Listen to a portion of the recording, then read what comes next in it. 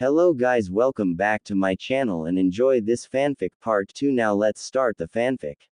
It had been almost 2 months since the formation of Team 8 and the revealing of Naruto's secrets to his teammates. They had been doing more D ranks than the other teams because they were already perfectly situated into their roles. They even took the D ranks as a training exercise and as a result finished them much faster than should be possible. Naruto would do extra D ranks so they would have them on the record. They would only take the hardest ones and leave stuff like painting fences to the KB's Kage Bunshin. He would give the extra money to his teammates since his anti-rape seal had literally been sold out since it hit the shelves. His identity behind the seal had been a closely guarded secret, only the Sandame, and his team knew it was Naruto, Yugao also, but he considered Yugao part of his team. She would always come by when she had time. None of the females around Naruto paid for the seals since he gave them another batch when he finished them. He was planning on buying himself a plot of land and building a house when he got the money he wanted. There was tension building within the team though. Shino and Hinata were the best comrades Naruto could ask for. He worked on a seal for Shino's stamina and Hinata's chakra capacity. He managed to finish them easily and put them on his teammates. Shino could now last in a fight against Hinata, and Hinata's chakra capacity shot up from Genin to almost low Junin. The tension, however, was between Naruto and Kurenai, especially when Yugao would visit. Shino observed this and saw that Naruto knew about it, but he assumed Naruto had a plan because Naruto did not seem clueless as to what to do. He would somehow be able to break the tension until the next meeting. Shino knew, however, there was going to be a breaking point and it was fast approaching. Hinata was too focused on regaining her skills from being too nice and could feel the tension just did not pinpoint the course. Hinata had reformed rather quickly after Naruto's killing of her. She started showing more confidence within the spars and managed to land a few hits on Naruto, surprising Naruto himself. She beat Hanabi, her younger sister, in a clan spar and managed to fight longer against Neji, the branch house prodigy, surprising the clan elders and bringing her father's notice to her.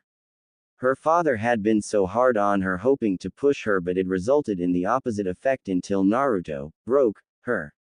She had not seen Kiba yet but resolved to herself to at least give the boy a chance. He had been chasing her for years and he deserved it.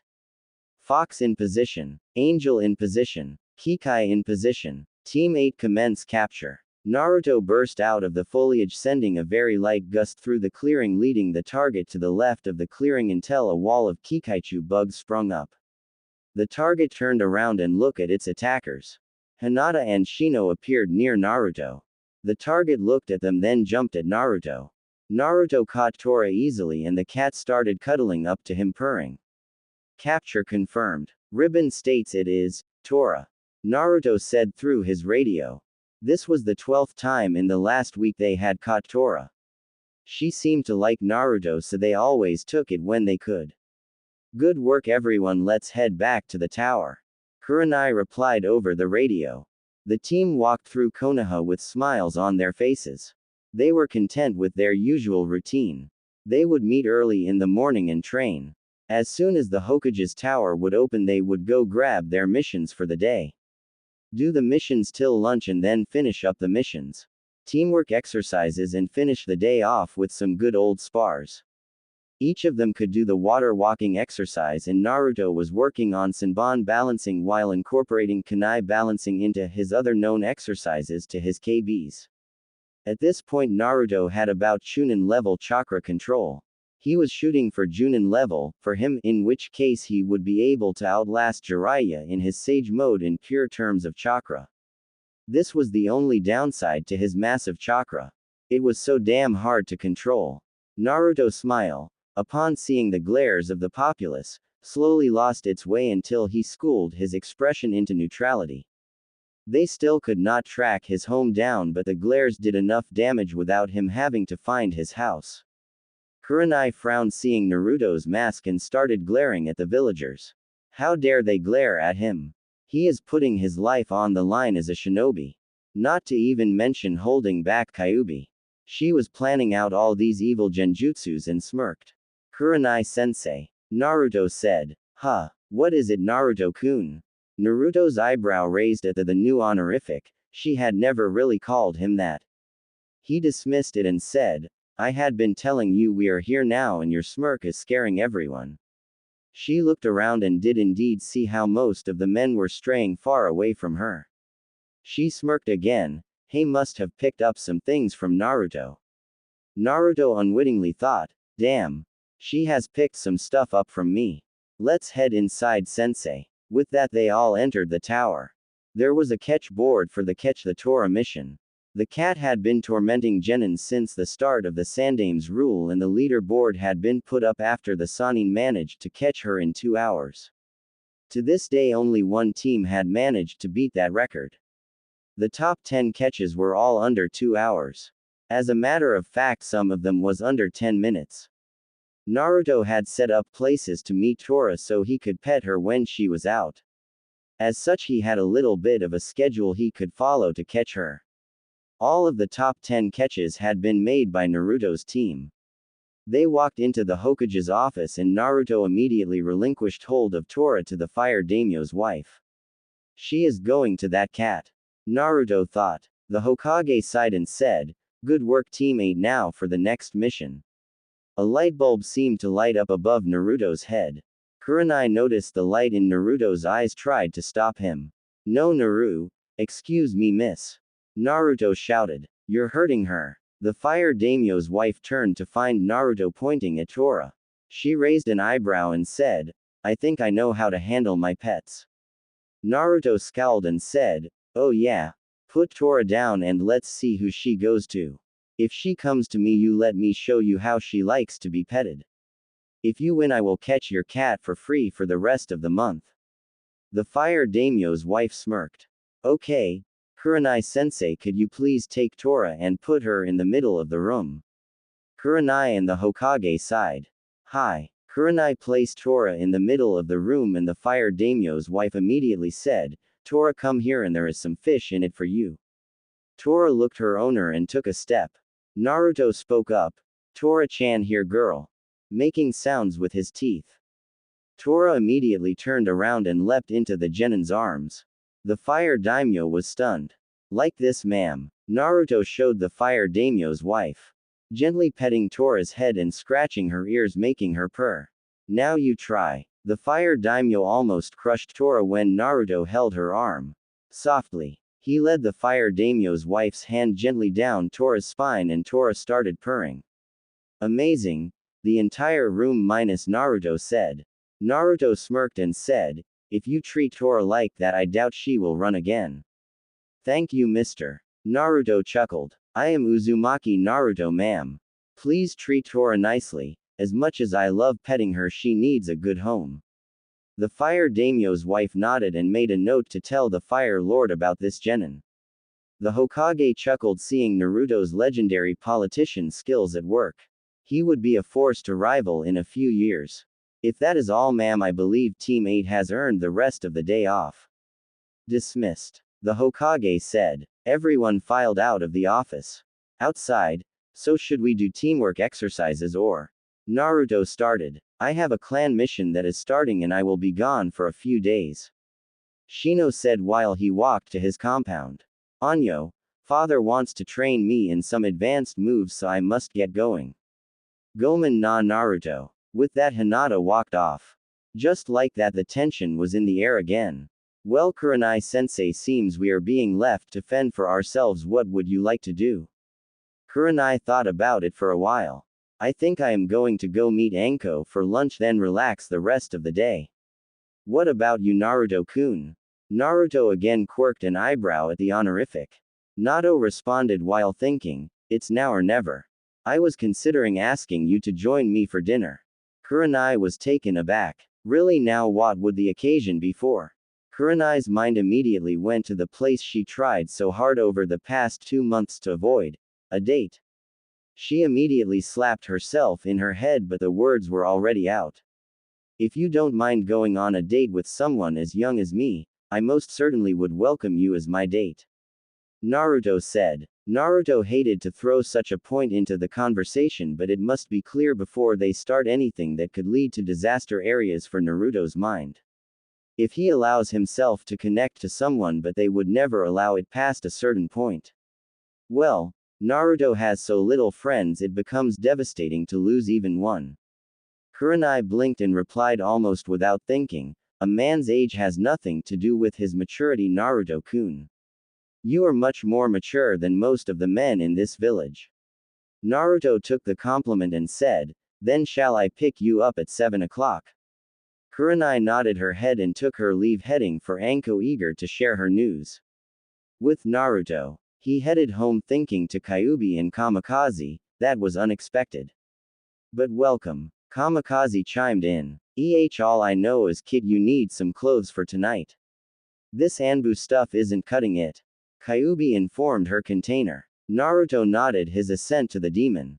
He had arrived at his house and decided to tidy up his small apartment. He set about to work and let his mind wander as he did the menial chores that allowed him to work his finger muscles. Over the past month he could feel the tension between himself and Kurenai. It was part of the reason he did not want his identity revealed, but he could not say he was not enjoying the attention. He had been attracted to the woman even when he was young. He was by no means a pervert, but for some reason he had noticed her even at his young age and pegged her as someone he wanted to know more about. He had thought about her over the years and kept an eye on her, helping her out with little notes for genjutsu ideas, though she didn't know that. He knew that now that she knew about him. He was falling for her. Thought there were two things that held him back. One was the age difference. He was not sure she would be able to hold a relationship with someone 7 years younger than her. Another was Yugao. He knew he held feelings for the purple-haired Anbu as well. This confused him as he was sure that he should only be able to love one of them. Yugao had inadvertently led to the creation of his inner pervert a year ago when he had been flashed. She still did not know this, but he had dreams of her and Kurenai doing things with him he knew 13-year-olds shouldn't be keen on doing. Yes, there were 13-year-olds who did that, but they were perverts, right? And wanting more than one girl did that not make him perverse? He could not ask the girls these questions and he hesitated to ask Kurisu.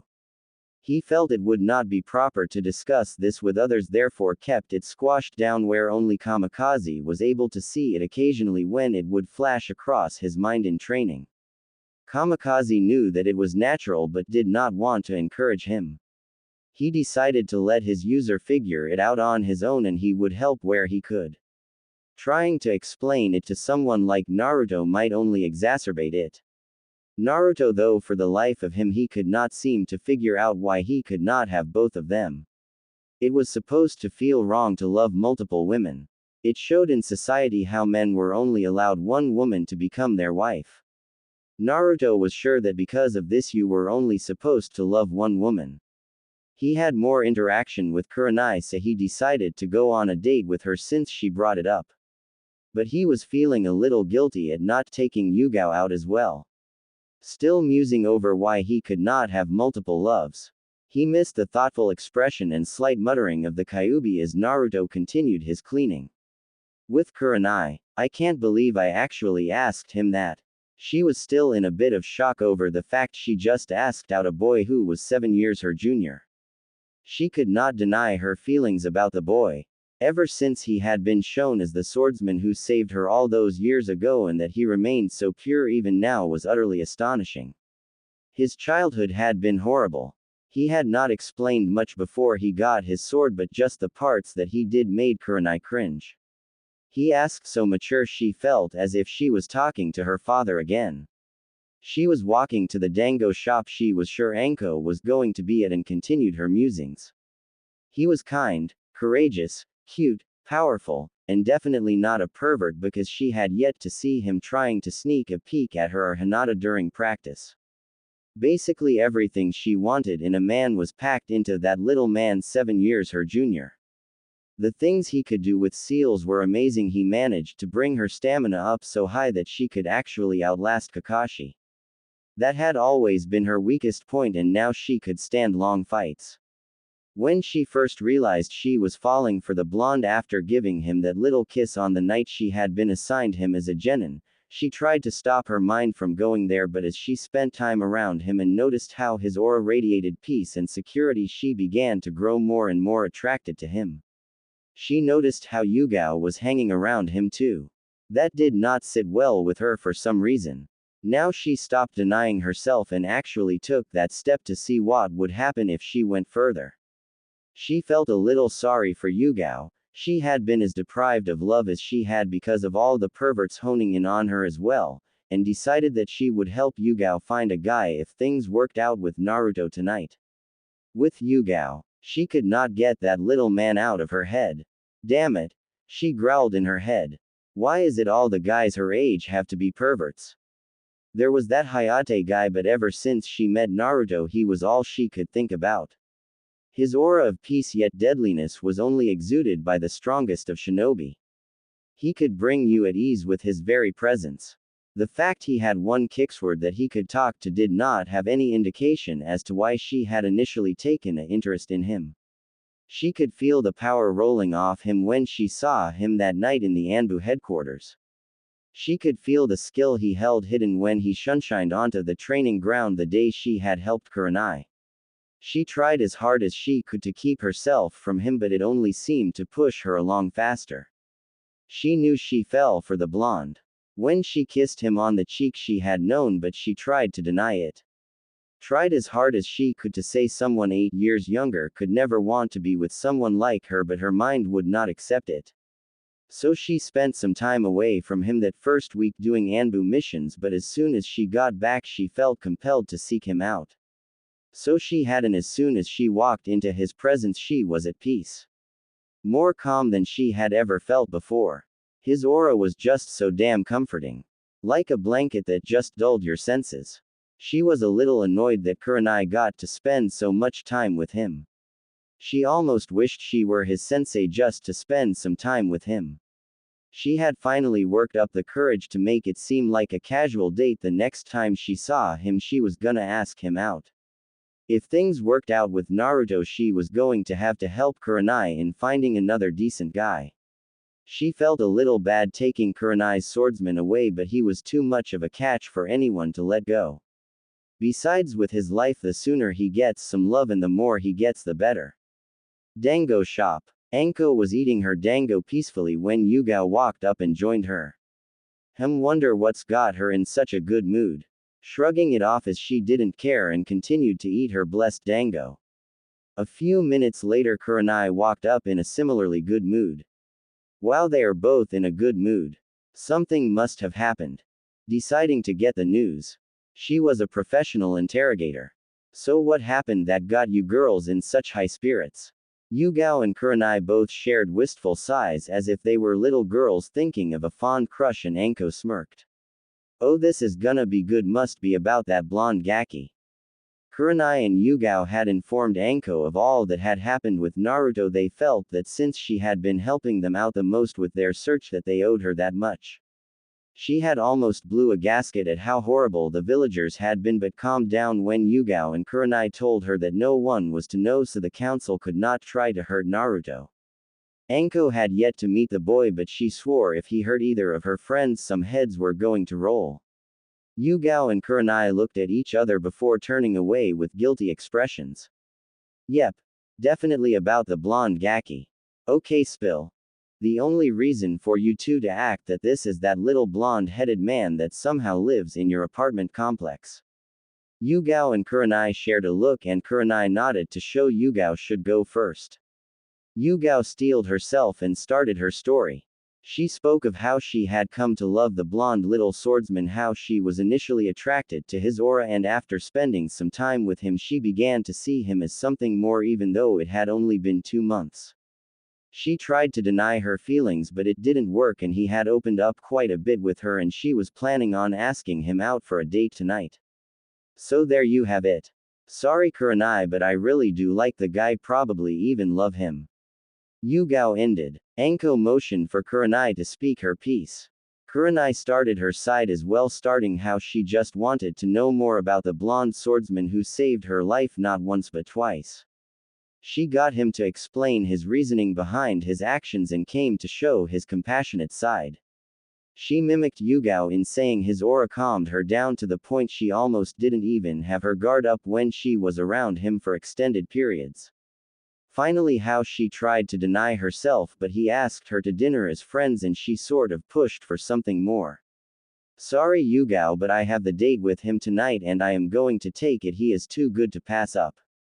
Yugao's face fell. I want to try to help you find a good person for you two though.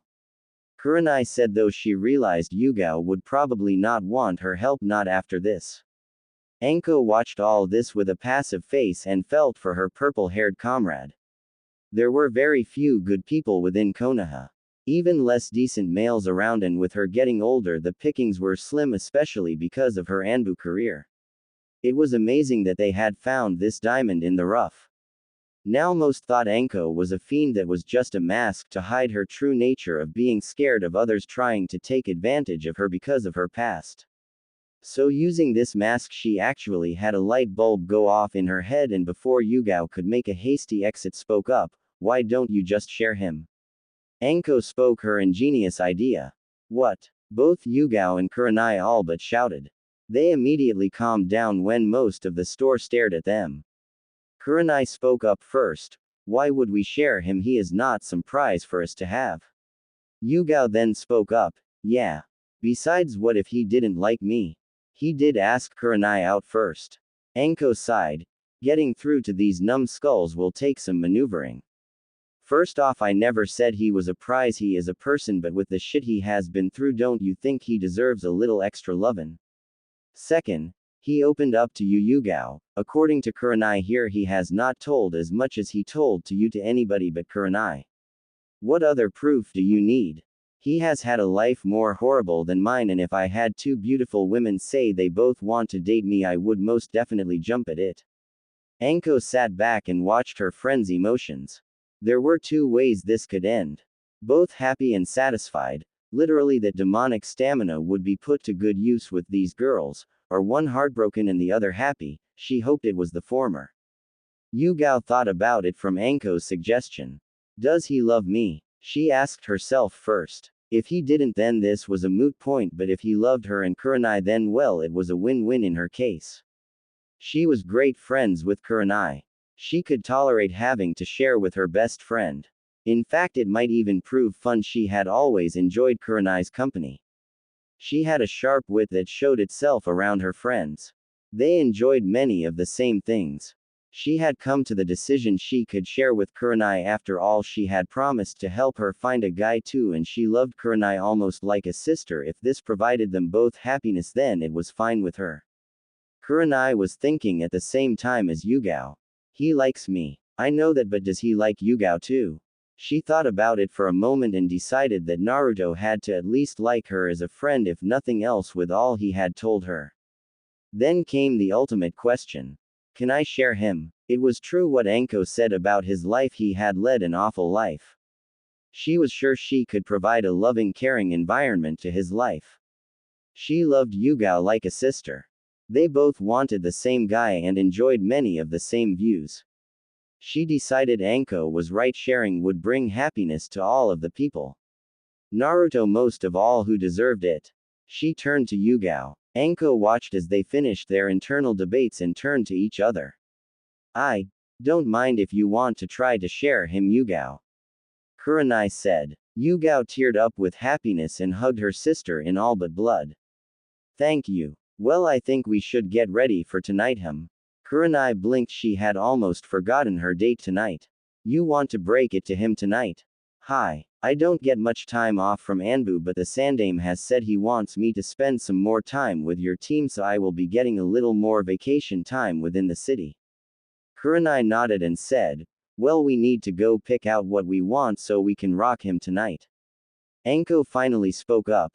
I am happy for you two, just don't break him.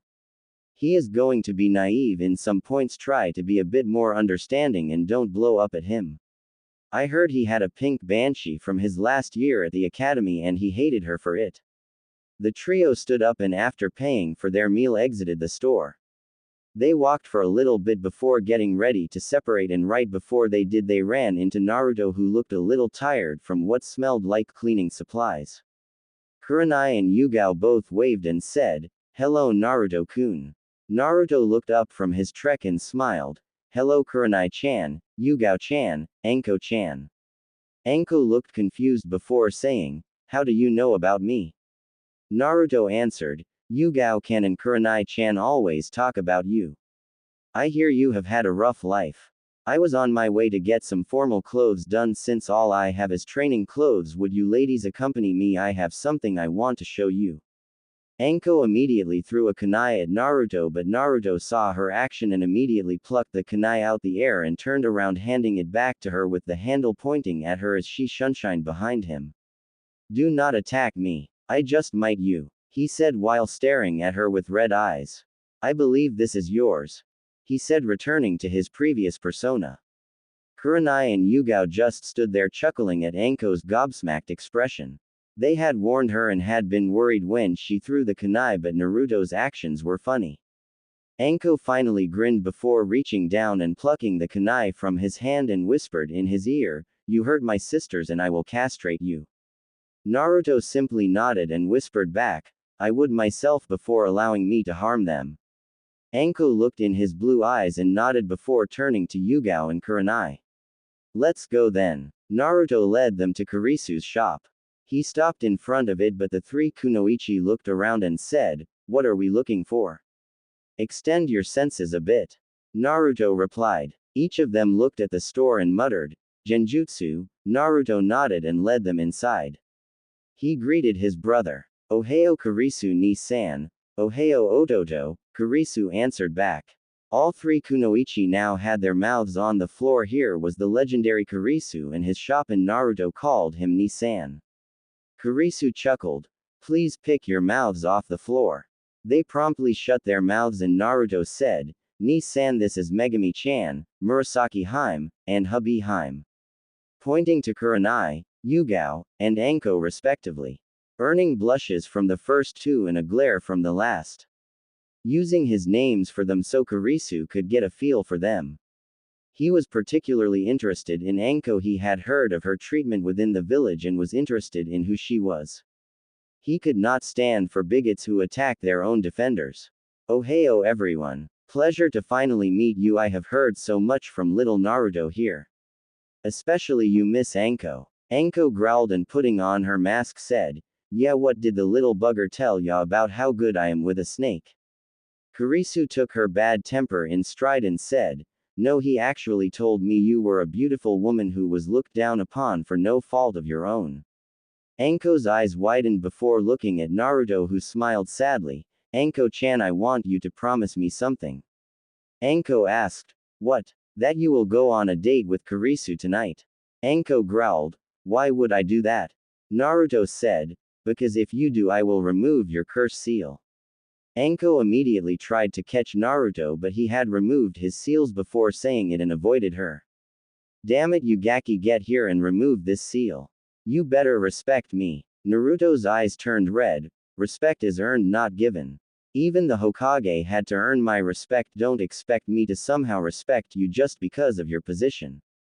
I had said I would remove the seal for little, but I don't think I should now with your little outburst. It took me years of studying to reach the level 1 and many months to devise a counter seal for your particular seal." Anko was stunned. The Gaki growled at her, but not only that, Yugao and Kurenai were shaking their heads. "I will give you one last chance. Kurisu is a fine man, he simply wants to know you better. I only had that stipulation because he will never ask you out and I know you two would work together." Anko considered it for all of 5 seconds and said, "Fine." Naruto nodded his head. "If you don't keep your promise, you will wish you had kept this compared to what I will do to you." He quickly pulled out a piece of paper and walked to Anko. Naruto slapped the paper on Anko's neck and yelled, "Fuiin Kai." After a brief moment in which markings spread all over Anko's body, she blinked and everyone saw a wisp of something that looked like a soul's head screaming in agony before disappearing. "Now enjoy your night. That is what I wanted to show you. Be ready to be picked up at 7 Yane." With that, Naruto shoved them out the door and into the street. Naruto sighed and said, "Let's get to work, Kurisu, you need an outfit too." Kurisu sighed, "Since you went through the trouble, I will go." The girls went their separate ways to get ready for their respective dates. That night, 7 o'clock, Naruto rang the doorbell at Kurenai's apartment. Curiously enough, Kurenai, Naruto and Yugao were the only ones within this whole apartment. Kurenai's voice came from within the apartment, "Come in." Naruto walked into the apartment and noticed it was sparsely furnished, but the predominant theme was a red color set almost matching her eyes. She had a sofa and a TV. A few pictures of past times, but otherwise a plain apartment. He heard someone moving from the hallway and stood near the door, so when she came around the corner he could get a decent look at her. Kurenai came around the corner and his jaw dropped. She was wearing a red dress that reached down to her ankles.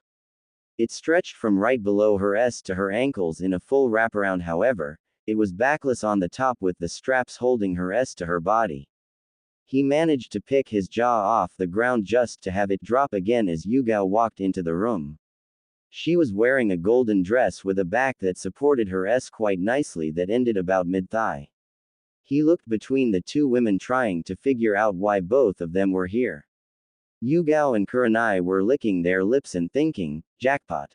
Naruto had gotten a kimono made for himself. It was black with crimson crescents on it. It showed very little of his body, but with his hair tidied up and combed, even with its spiky appearance, he was showing every bit of the correct atmosphere.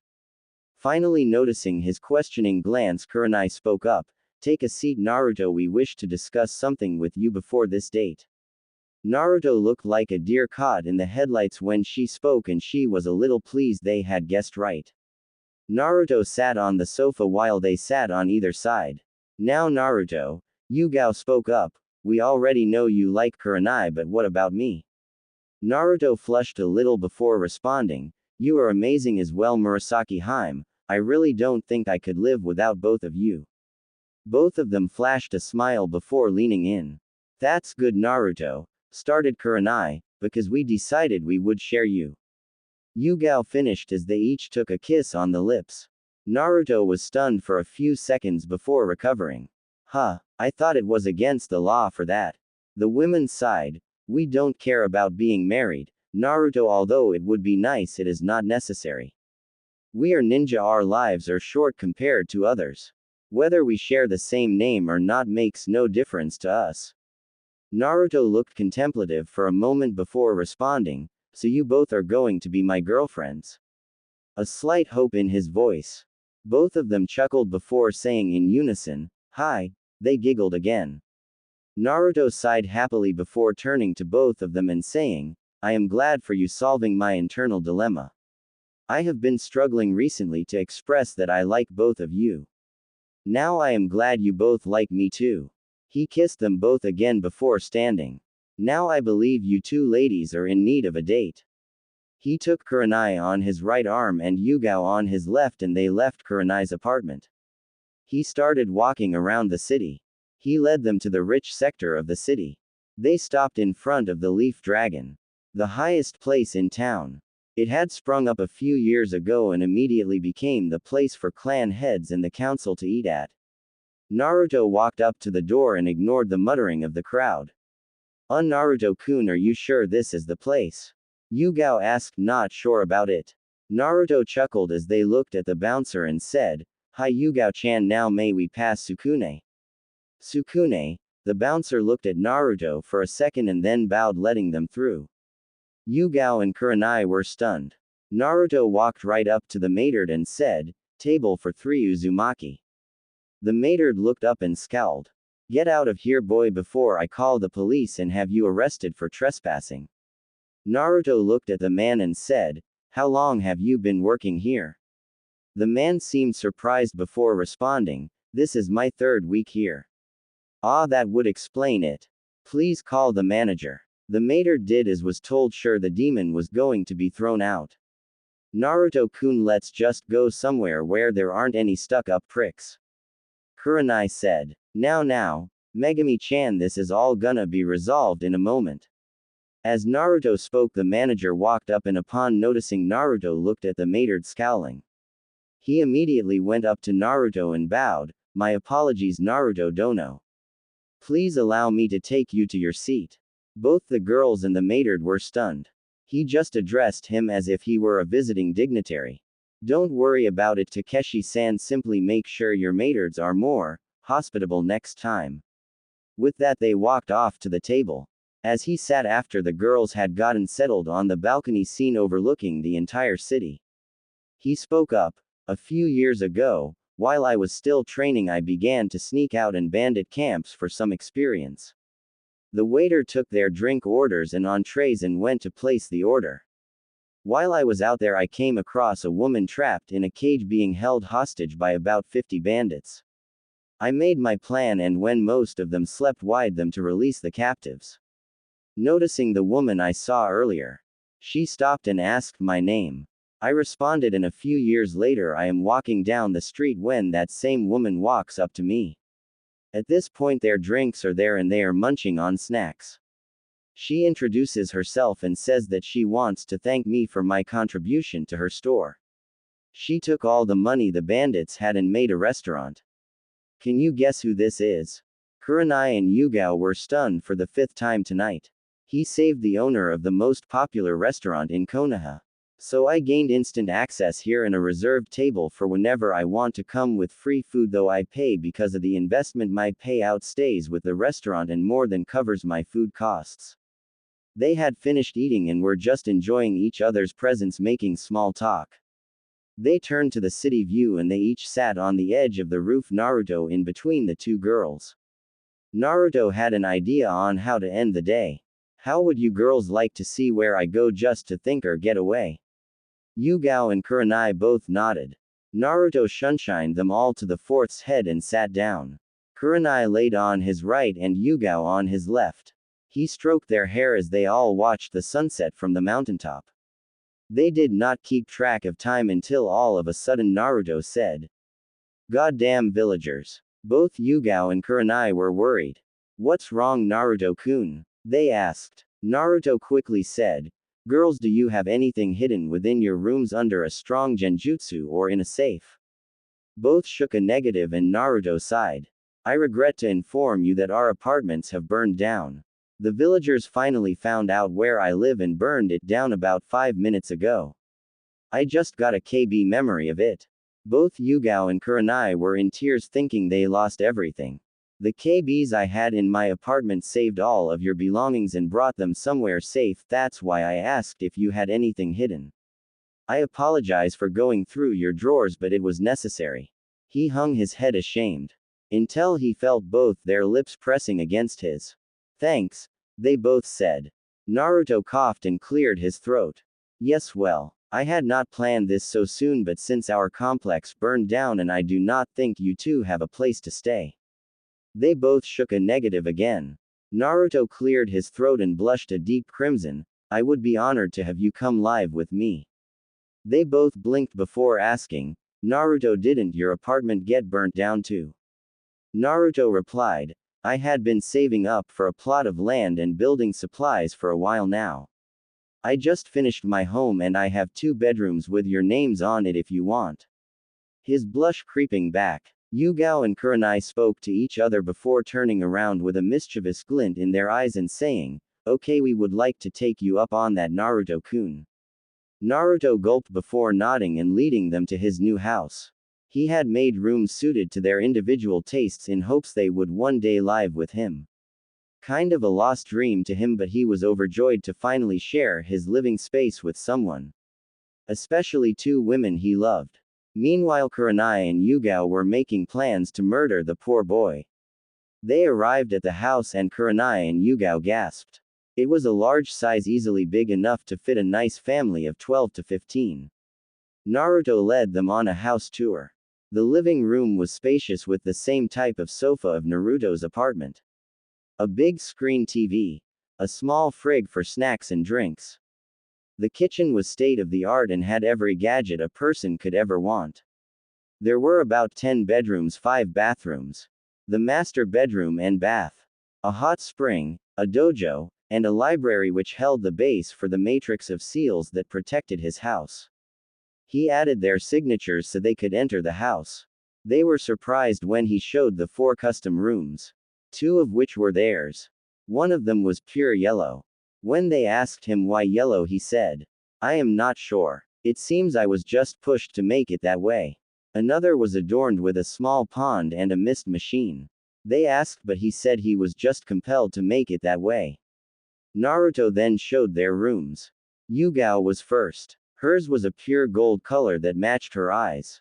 Stands for her sword and a desk with scrolls of kenjutsu. It had a queen-sized bed with golden bedcovers. Naruto led Kurenai to her room.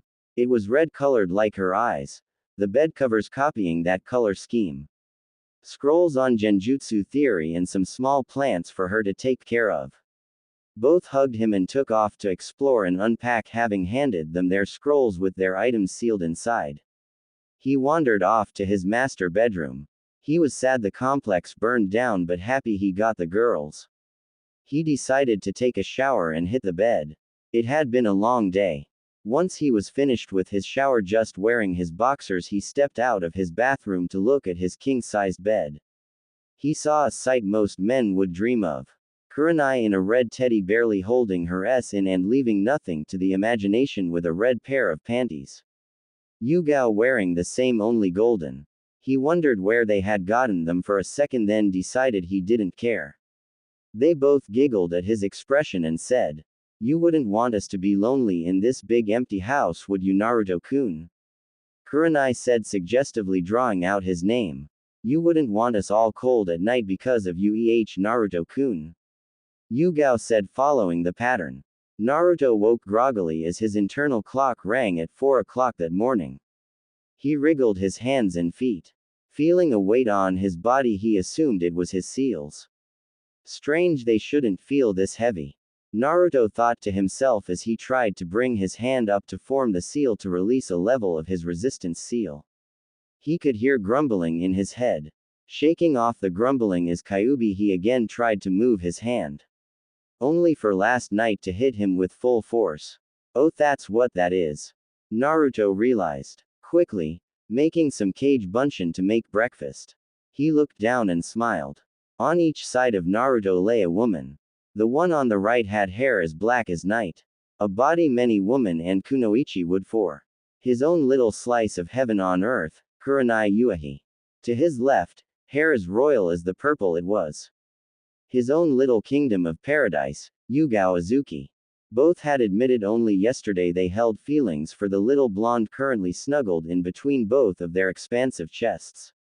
Upon finding their apartments burnt down, Naruto had invited them to join him in his lonely house. Imagine his joy when not one, but both accepted without hesitation, and so on their first night here, they had slept in the same bed together. Now, Naruto believes the only way a good day can start and stay that way was if you woke up next to the person you loved. Currently, he was deciding this was the best day of his short 13-year-old life. Nothing could bring him down today. He felt the two moving and blushed as their legs moved in unison up his legs, resting in a very special place that all males have trouble with in the morning. He managed to stifle his groan as they brushed him. He hoped with all his heart that Kami would save him from his first good morning being embarrassing. He was disappointed. "Oh, Naruto-kun," Kurenai said sweetly, "what is that steak I feel poking at my thigh?" "Yes, Naruto-kun," Yugao chimed in, "I wonder what that could possibly be." Naruto started to sweat bullets and stammered out, I'm sorry, please don't hit me for being a pervert." He covered his head and waited for the rain of blows he would always get from girls who thought he was doing something perverted, especially Sakura. Yugao and Kurenai blinked, the playful atmosphere destroyed by Naruto's declaration. Kurenai spoke up softly so as not to upset him further. "Naruto-kun, that is a normal problem men have when they wake up. There is nothing perverted with that." "Who told you that? And why would you expect us to hit you?" Yugao asked. Naruto peeked through his protective arms and replied, "Whenever Sakura would think I was doing something perverted, I would be hit by her. She would always hit my head." I wouldn't dodge it thinking that I deserved it because I couldn't tell what I did wrong, but she was always so enraged that I must have. Faulty logic here, trying to show a little bit of immaturity and naivete because of his upbringing. It seems a little OOC for him, but trust me, this will work out. I have a few surprises. Kurenai and Yugao frowned. Neither liked that this Sakura would hit Naruto. Women in general don't like perverts, but to hit a kid just because you think he did something perverted was crossing the line. Yugao spoke up. Naruto mourning would as a natural reaction. I am sure you read the anatomy for your anti-rape seals, didn't you come across this? Naruto thought for a moment before responding. I had heard of it, but this was the first time I have had it. I just had a natural reaction to Sakura's hitting. Sorry, Haim, Megami. Kurenai and Yugao smiled but were musing in their heads. Just so you know, Naruto-kun, women do not like perverts, that is true. However, women who have men they like. To see them get like this, Kurenai said and rubbed him again, only makes the women feel, I suppose I should say, proud. At least it does to me, and I believe Yugao. Yugao nodded her assent. Do not make this a habit and do not show anyone this, but if it does happen while you are admiring your girlfriends, it is okay to feel aroused. Kurenai tried to explain to her new boyfriend. She did not want him to shy away from them because of some conditioning this Sakura seemed to be doing. Naruto nodded his head and said, so I should only feel like this around my girlfriends. Kyuubi spoke up from the seal. No, kid, that is a natural reaction to any female body you might find attractive. You will have that reaction to many women, but should it be a woman not interested in you, then they will likely call you a pervert. What Kurenai is explaining is that only those whom you are involved with would take it as a compliment. Others would see it as you simply cannot control yourself. Kurenai and Yugao noticed his far-off look and waited for a bit, knowing he was either talking to Kamikaze or Kyuubi. Yugao and Kurenai both took a minute to concentrate on the feel of Naruto's manhood that was poking them. They both thought the same thing, big.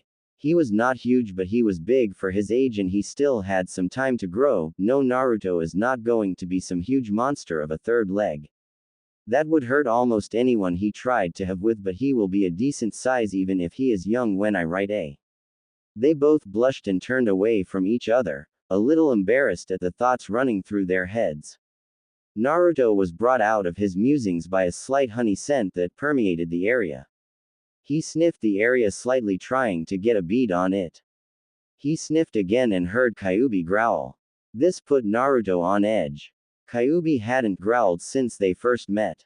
He sniffed again and managed to locate the honey scent from Kurenai and Yugao. He opened his mouth to speak, but something stopped him. He looked at them and noticed their blush and the way they were looking away from each other and him. If Naruto was one thing, he was observant. He would notice details most would not, even if they held no relevance to him. So it was no surprise he noticed their slight movements on his manhood, and somehow, even being as dense as he was, recognized the scent. They were aroused. Naruto chuckled. This brought Kurenai and Yugao back to his face, which was covered in a blush, and he said, okay, I think Kyuubi explained it. Basically only do this with you girls, but it will happen with others I find physically attractive. Yugao and Kurenai nodded, both rather eager to end such an embarrassing talk. Naruto then clapped his hands and said, well then, we have spent about 2 hours of this morning in bed, what's another 30 minutes each? Yugao and Kurenai looked confused until a Kage Bunshin walked in with a bed tray filled to the brim with eggs, bacon, toast, and some broth for them. I do not know what a traditional breakfast for them is. I will try to make lunches and dinners with Japanese foods. Yugao and Kurenai were a bit shocked but sat and ate in some light chatter. Kurenai spoke up as the Kage Bunshin returned the tray to the kitchen. Well, as much as this was refreshing, I believe we need to freshen up. Yugao nodded and they both went to their own rooms to clean up and get ready for the team meeting in a few hours. Though not before kissing Naruto almost senseless. Naruto regained his senses about 5 minutes later and decided to take a quick shower before relaxing, since he could not do a morning workout and it had been a while since he relaxed. He released all of his seals as he had been doing once a week to get used to his difference in speed and reflexes. He relaxed his body as he ran around the compound for a few minutes, getting his body used to the feeling and the speed. He was mildly satisfied before he returned and took a shower. He sat upon his bed and thought about all that had happened, just reminiscing the good and the bad. When all of a sudden Kyubi came across his thoughts. Its actions of late have been awkward. A little more helpful and definitely less hostile. Kyubi spoke up. Oh really, Kit? So I don't seem as malicious as usual? She chuckled deeply. Naruto responded. No actually. Kyubi stopped chuckling. Oh. So I haven't Well, maybe I should just return to being that big fox in your head that just gives you a headache. Naruto responded quickly. Oh, you don't give me headaches. I quite enjoy your presence if you do not scream at me to get out. Kyubi was quiet a few moments. Naruto was getting a little worried, but before he did anything, Kyubi's voice boomed out from his head. Thank you, Kit. No one has ever said such a thing. Naruto pondered how quiet the voice of Kyubi sounded when it was being sincere. Wait a minute. Naruto's mind kicked into overdrive. Why would a demon care about others' feelings? The way it had been acting of late was against all the stories the village told, and for the second time in 1 hour a stroke of brilliance went through Naruto's mind and he gasped. Mindscape. He entered his mindscape a little angry he had overlooked such an important detail. He marched across the plain showing a pale moon on one side and a library being shone upon by the moon. He was a little too angry at himself to notice. He marched right up to the trees now showing a plain with a forest, some game, and a small thunderstorm in a corner. He growled out, "Show yourself to me." Naruto took in Kyubi with a single gaze. She was her usual 50-story high self. Still the reddish-orange tint to her coat. Wasn't she more red before? Naruto mused. Kyubi raised one of her massive eyebrows and smirked after reading Naruto's findings. So my container finally decides to question this. Amused by this turn of events, she said. Why should I show you? What is in it for me?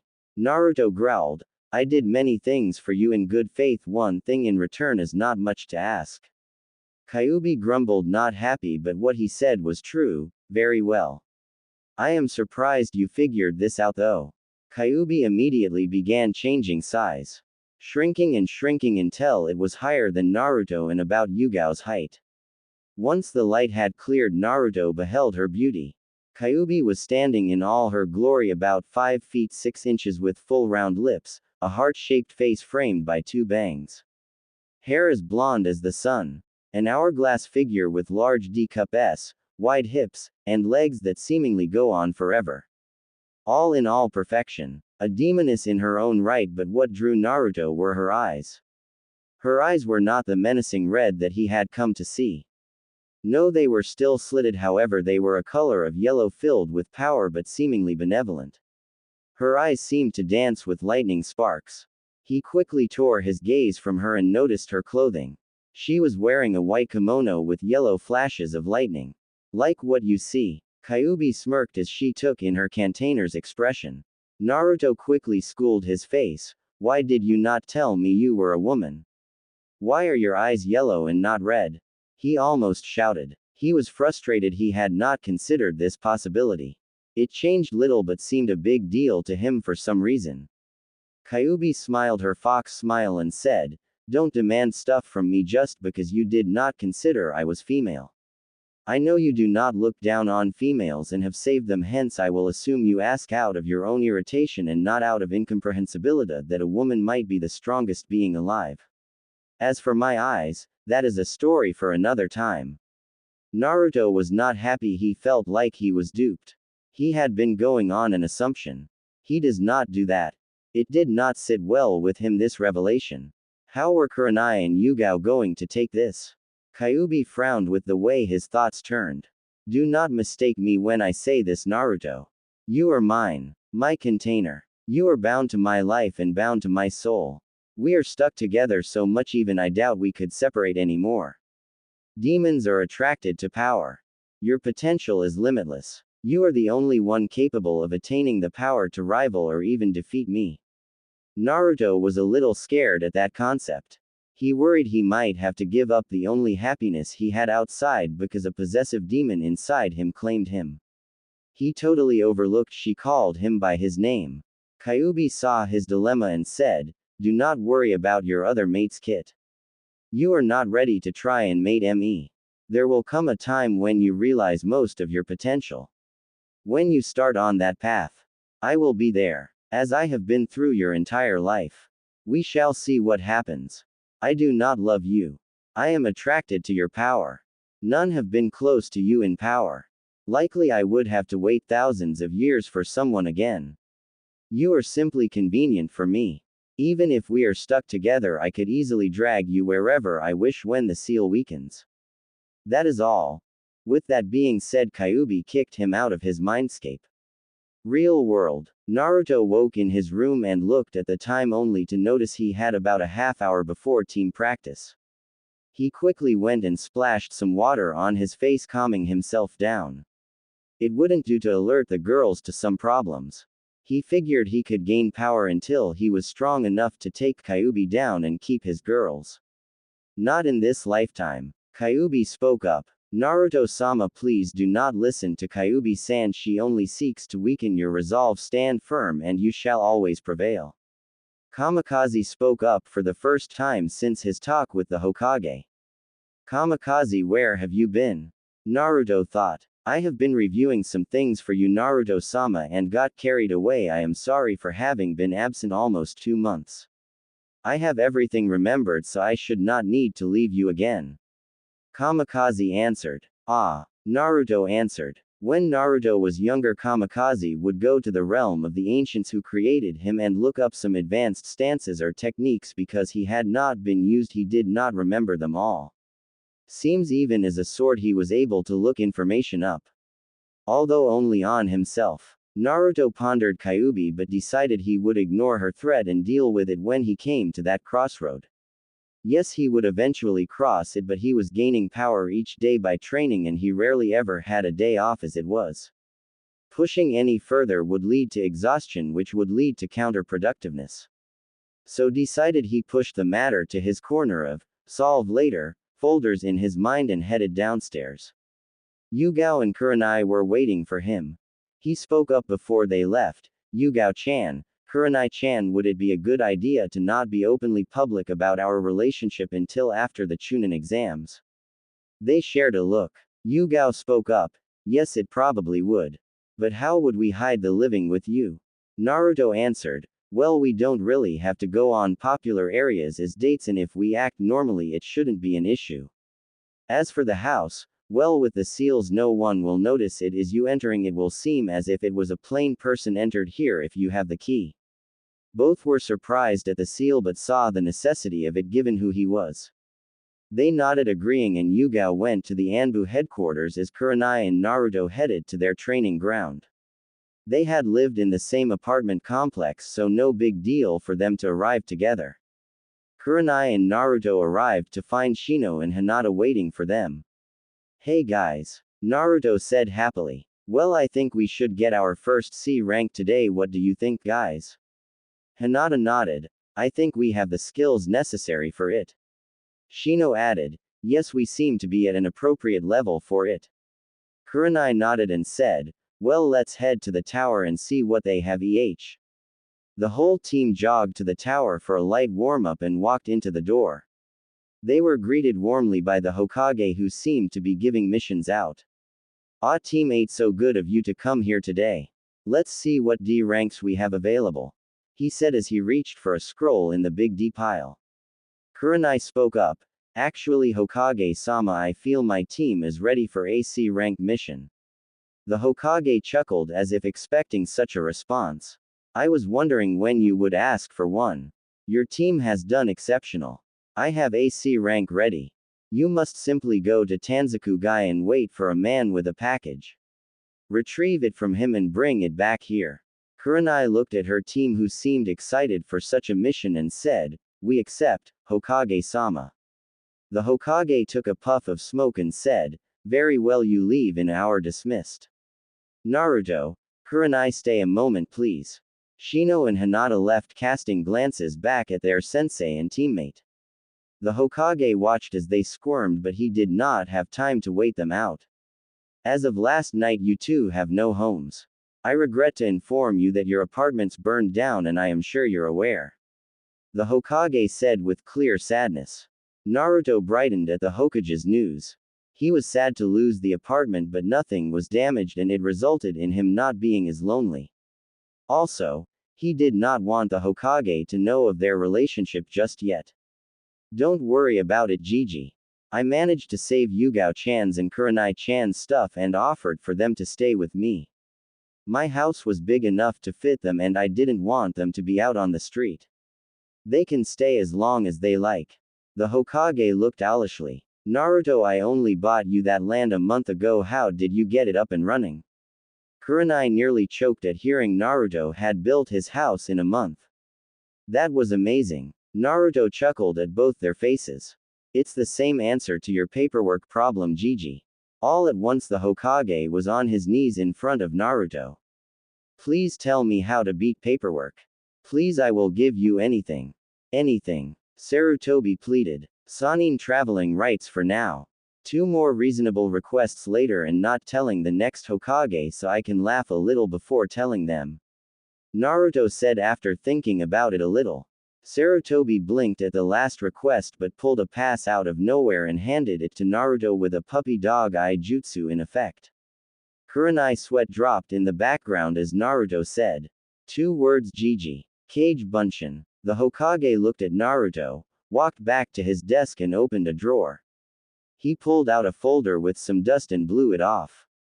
Naruto and Kurenai looked at the folder reading its contents. To Sarutobi, please open this when you realize the answer to paperwork.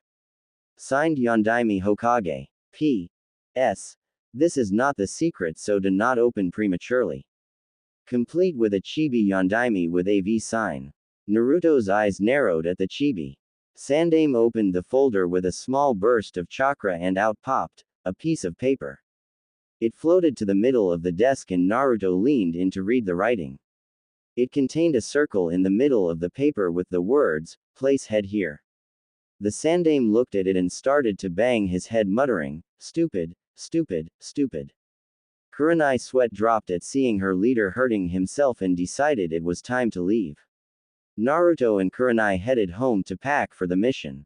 At home, it had taken minimal time to get ready and even with the Hokage holding them up they had about 40 minutes before they had to meet the rest of the team. Naruto decided to get to know Kurenai a bit more. He knew she liked the color crimson, but that was about it for her more personal life. Obviously she hated perverts, liked genjutsu, seemed to enjoy the fragrance of vanilla, and had friends in Anko, Yugao, and the rest of the Junin senseis. So Kurenai-chan, I would like to know a bit more about you. Naruto started as they lounged on the sofa. Well, what would you like to know, Naruto-kun? Kurenai replied with a mischievous smirk. How about some hobbies? Naruto said after pondering a bit. Well, I like to read folk tales. It gives me ideas for genjutsu. The different things some writers come up with are astounding. Kurenai said with enthusiasm. How about a favorite food?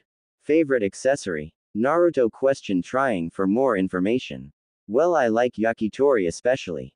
My favorite accessory would have to be some earrings, though I cannot wear them on any missions. So lipstick is always good. But what about you? Kurenai said, turning it around. Well, I like to collect scrolls that people throw away actually. You would be surprised at the useful things people throw away.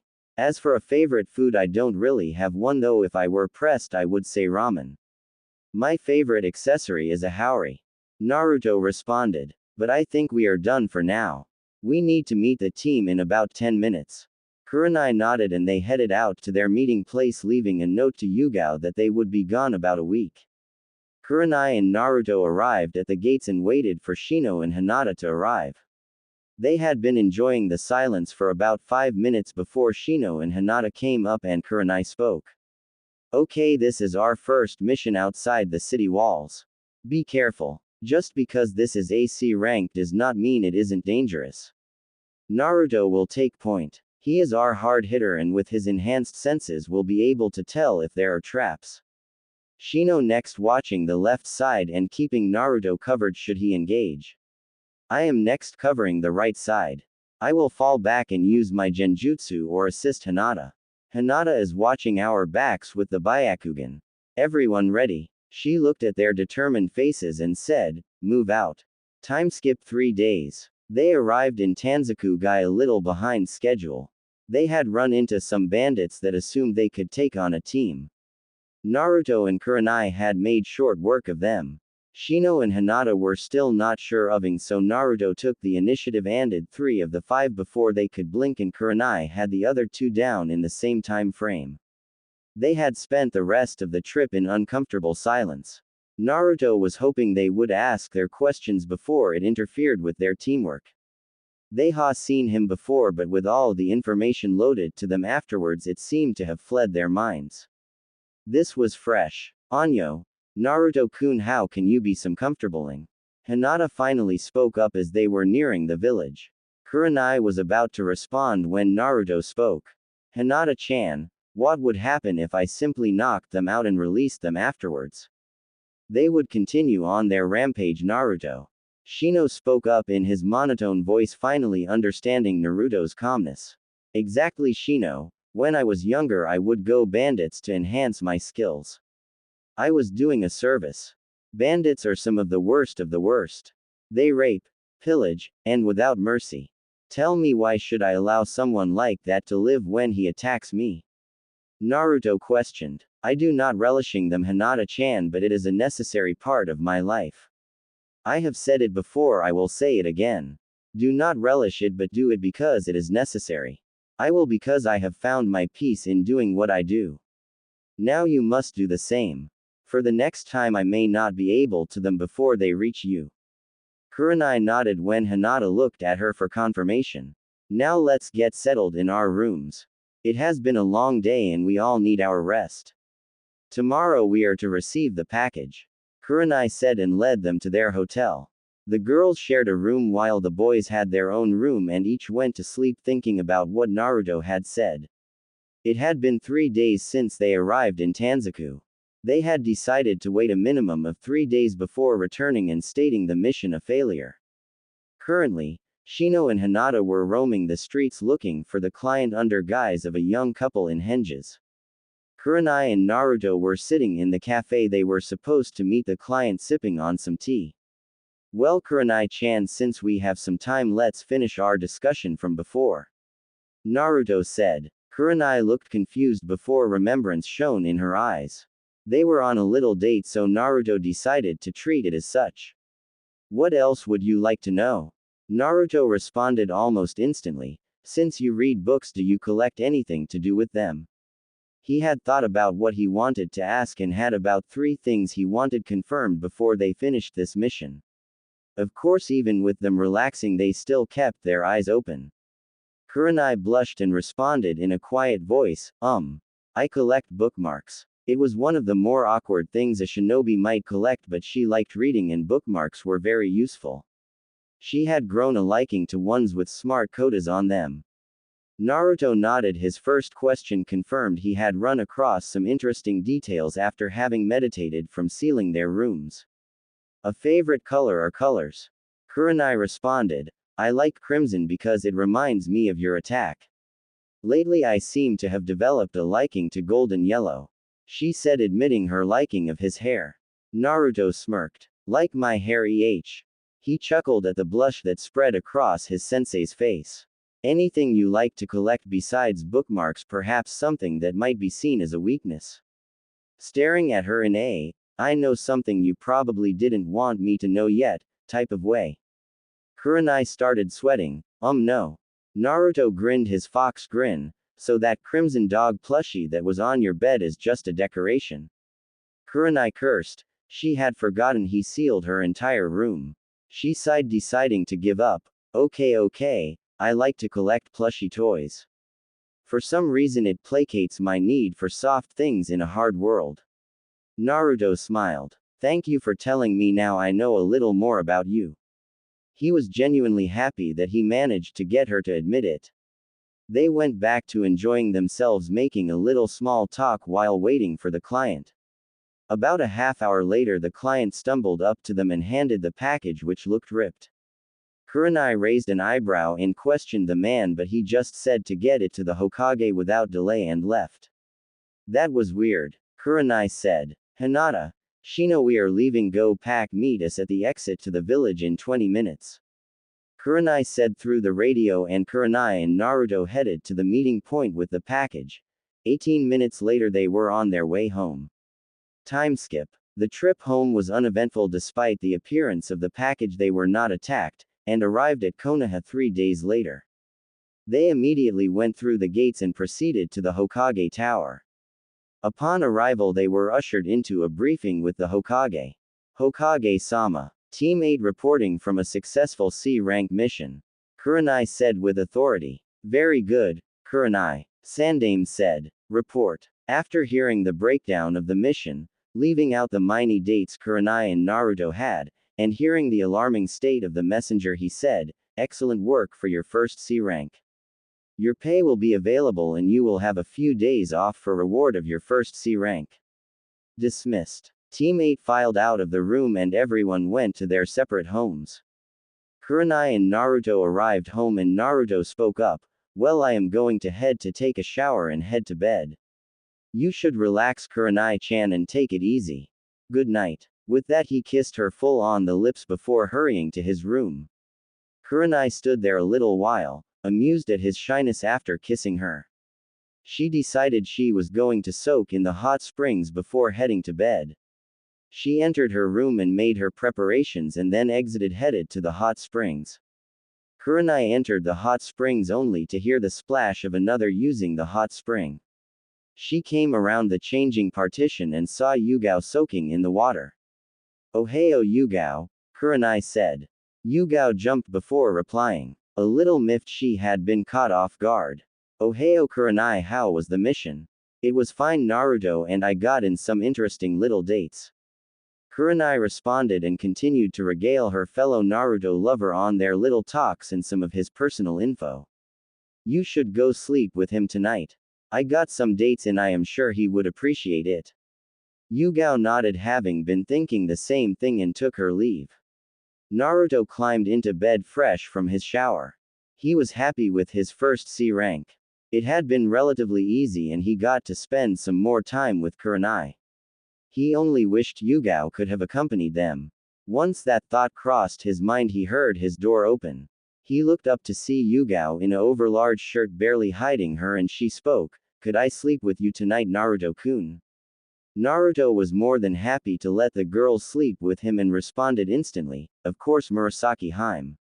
Yugao smiled and climbed into bed on his left side, pressing herself into his side once again as she had 1 week ago.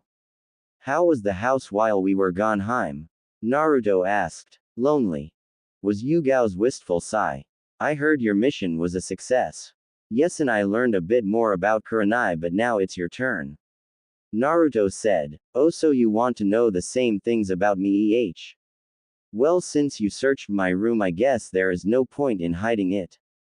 Just know what I say has never been told to anyone else. Yugao said. Naruto chuckled. What, no fight? I had to wrestle some of it out of Kurenai, but whatever you want to tell me, I am all ears. I will always listen to you girls. Yugao kissed him and started. I like swords, as you can tell. What everyone doesn't know is I like collecting bracelets. Ankles and the ones for your wrists. I also like collecting mugs or antique cups.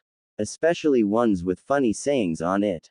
Naruto nodded. After each of these he had noticed this about her trinkets when he sealed her things. Now one thing even you may not know is that I love looking at the moon. Naruto's eyes widened a little. He had not known that or deduced it. It pleases me and sets me at ease almost as much as you do. Naruto smiled. That's it for tonight though, Naruto-kun, get some rest. I will be here in the morning. Naruto kissed Yugao one last time. Arigato, Murasaki-hime. He laid his head down and went to sleep. Time skip 2 months. Naruto and the girls had taken to leaving the village and going to little towns about a half a day's travel to take little dates on their days off. No one had seemed to take notice and they were leaving it that way. Naruto's team had taken a couple more C ranks but remained doing D ranks for now. Naruto was off training in the training grounds while Kurenai and Yugao enjoyed a rare mutual day off. Naruto had revamped their wardrobe and he had bought them whatever they wanted. He was spoiling them and they knew it. He knew it too. He just wanted them to live like he thought they should, and if he could provide it for them he was going to give it to them. Naruto's resistance seal was up to 6, he was almost ready for 7. You know Naruto-sama, the first difficult kenjutsu master you face in battle will probably unlock my true form for you. Kamikaze spoke up. He had mentioned this a few times but it never came to anything. He would have to fight missing nins for someone to be powerful enough to awaken Kamikaze. Spars would not do. Yes, I cannot wait until the higher missions. The thrill of the battle. The feeling is you a worthy opponent. Kyuubi spoke. Yes, fighting a worthy opponent will definitely be worthwhile, though not for what you think of it, Kyuubi. Naruto responded. I cannot wait either. Naruto-sama fighting against a worthy blade will be amazing. Kamikaze spoke up, completing the feelings of want for battle between the trio as Naruto sheathed Kamikaze and made his way home. With Kurenai and Yugao, they were both lounging in the living room. They had on some mindless sitcom as they enjoyed their day off. Naruto had plans to take them to a festival tonight. All of a sudden the doorbell rang. Yugao said, I'll get it. Yugao got up and padded to the door and pulled it open. She was met by an Anbu with a nay symbol on its head, and the Anbu spoke up. The council would like to see you and Yuahi-san in the council chambers now, with a monotone voice. Yugao was sure this was something bad. So she responded while keeping her Anbu face on, I need to get presentable. We will be there shortly. Yugao closed the door and headed to Kurenai and informed her of the predicament. They got ready and left Naruto a note to bring the Hokage to the council chambers once he got back. He should be arriving soon. They opened the door to the same Anbu unit and Sunshine directly outside the chambers. Wait here, the Anbu operative said and entered the chambers. Kurenai and Yugao waited patiently until they were called in and entered the chambers. They were met by the civilian council with Danzo, an ex-Anbu commander with a penchant for stirring up trouble and being a warmonger. Do you know why you are here, Yuahi-san, Azuki-san? A pink-haired councilwoman said. No. They replied. We are here to discuss the young boy currently on your team, Yuahi-san. She replied. Yugao and Kurenai's eyebrows rose. This was not going to be pretty. It has come to our attention that the two of you have been seen entering and exiting Konoha, seemingly going on personal excursions into the nearby towns. What business is it of yours what we do with Uzumaki-san? Yugao questioned, more privy to the council's working than Kurenai. Danzo spoke up. It is our business because young Uzumaki should not be cavorting with women. The boy should not be given the chance to create continue his line. Yugao and Kurenai bristled. What we do with Naruto-kun is none of your business. Kurenai finally said. It seems our conditioning did not work, Haruno-san. Danzo said. Kurenai narrowed her eyes. What conditioning? Naruto said. The council was taken aback by the sudden appearance of Naruto within the room. What conditioning, Haruno-san? Danzo-san. Naruto questioned. The conditioning to make you dislike women. Did you ever wonder why my daughter constantly beat you? The council gave her a mission to beat you in the head, hoping for some brain damage and to keep you from creating demon spawn. The Haruno councilwoman screeched. Danzo, have your root Anbu take these women and remove their, how shall we say, what makes them women so that there is no chance for them to bear children. Yugao and Kurenai sent death glares at the council. Root. Danzo said. All of a sudden 4 root Anbu appeared holding each of the girls' arms and attempted to shunshin away. Naruto muttered. Kai, the counter on his seal dropped to 0. He disappeared in a burst of speed, and before any of the Anbu could move they were beheaded, and Kurenai and Yugao were by the doors leading outside. Danzo's eyes widened. I barely saw him move. He must be close to the Yondaime's speed. But before he could do anything, things went to hell. Naruto had his head down with his sword dripping blood. His eyes were being shadowed by his bangs. You dare to hurt someone just because they are close to me? He asked in a deadly silent voice. Haruno screeched. They are demon lovers, of course we who you are K. She was stopped as she choked on the ki exuding from Naruto. Oh, this is going to be good. Them Kit. They dared attack your mates. Kyuubi smirked from his mindscape. She was not lending anything to the impressive display of power coming from Naruto. For once I must agree with Kyuubi-san, protect those precious to you Naruto-sama. Kamikaze said. Crimson and gold started swirling around Naruto. None of the maliciousness of Kyuubi, simply an overwhelming sense of certain death. The council members were choking in their seats and even Danzo had a bead of sweat coming down his face. The council chamber's door flew open and there stood the Sandaime with the ninja council heads. There were 5 council heads with 3 open seats. The 5 council seats taken up were Hyuga Hiyashi, Aburame Shibi, Inuzuka Sume, Nara Shikaku, Yamanaka Inoichi, and Akamichi Shuza, each for their respective clans. The ones not being represented were the Namikaze, Uchiha, and Senju. The Hokage held his own council seat, bringing the total ninja council seats to 9. The Hokage was impressed by the show of Naruto. Even he had not known he was this powerful. Naruto-kun, please calm down. They will be punished for their actions. Thank you for sending me that cage bunshin and gathering the other council heads in the same manner. Kurenai and Yugao, seeing Naruto not calming down, put their hands on his shoulders and Naruto looked into their eyes with his crimson eyes with the S pattern. He sighed and flicked his blade, cleaning it of the blood. Very good Naruto-sama. Kamikaze spoke up. TCH should aid them. Kyuubi said. Naruto calmed down and his eyes bled back to the usual sapphire blue. He looked at the Hokage and bowed. Hokage-sama, Hiyashi-sama, Shibi-sama, Sume-sama, Shikaku-sama, Inoichi-sama, Shuza-sama. I thank you for coming on such short notice. Each of the council heads nodded in response and went to take their seats. The Hokage snapped his fingers and Anbu came in and removed the 4 dead root members. What is the council doing questioning 2 of my shinobi? The Hokage asked, fire in his eyes. Danzo's eyes sparkled. The god of shinobi was in session. He had seen Sarutobi get this light back ever since a few years ago. Now it was in full flame. Kurenai spoke up. Hokage-sama, they admitted to trying to get Naruto to not be able to have kids by conditioning him to not like girls and think natural reactions were looked down upon as perverted. Also, they threatened to. At this, Kurenai choked up. Naruto wrapped his arms around both of them and held them close, his sword hanging in front of his 2 girls with his seals still released ready to fight should the need arise, as they bawled. They threatened to remove Yugao-chan's and Kurenai-chan's ovaries. Naruto spat out. The Hokage's eyes widened. What gave you the right to do such a thing to 2 respected members of the shinobi force? Cold steel in his voice. Haruno screeched yet again, man, can't she be quiet? They are seeing the dem, I mean boy. He should not be allowed to create little spawn. The Hokage fixed her with a stare and said, listen here, this is a shinobi village. As such it is not a democracy. What I say goes.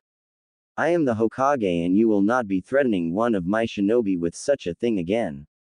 If I hear a hint of such a thing you will be charged with treason and executed. Do I make myself clear? The Hokage bellowed. The civilian council shivered in their seats and nodded. The Hokage fixed Danzo with a stare. Danzo reluctantly nodded, knowing he was caught and that Sarutobi could execute him for keeping Root alive. Now get out of these chambers, we have shinobi business to discuss. The civilian council filed out of the chambers and Danzo reluctantly left. Homura and Kaharu walked in. They were the village elders and were present at most council meetings. Naruto inclined his head again. Homura-san, Kaharu-san. Some of the council heads were a bit shocked at the lack of respect, but all they saw was Homura and Kaharu shrug it off with some minor tightening of their lips. Now that that is out of the way, the Hokage started. I had planned to wait to reveal this to you Naruto, but it seems this is as good a time as any. Naruto's eyebrows rose and he unsealed a sofa for him and the girls.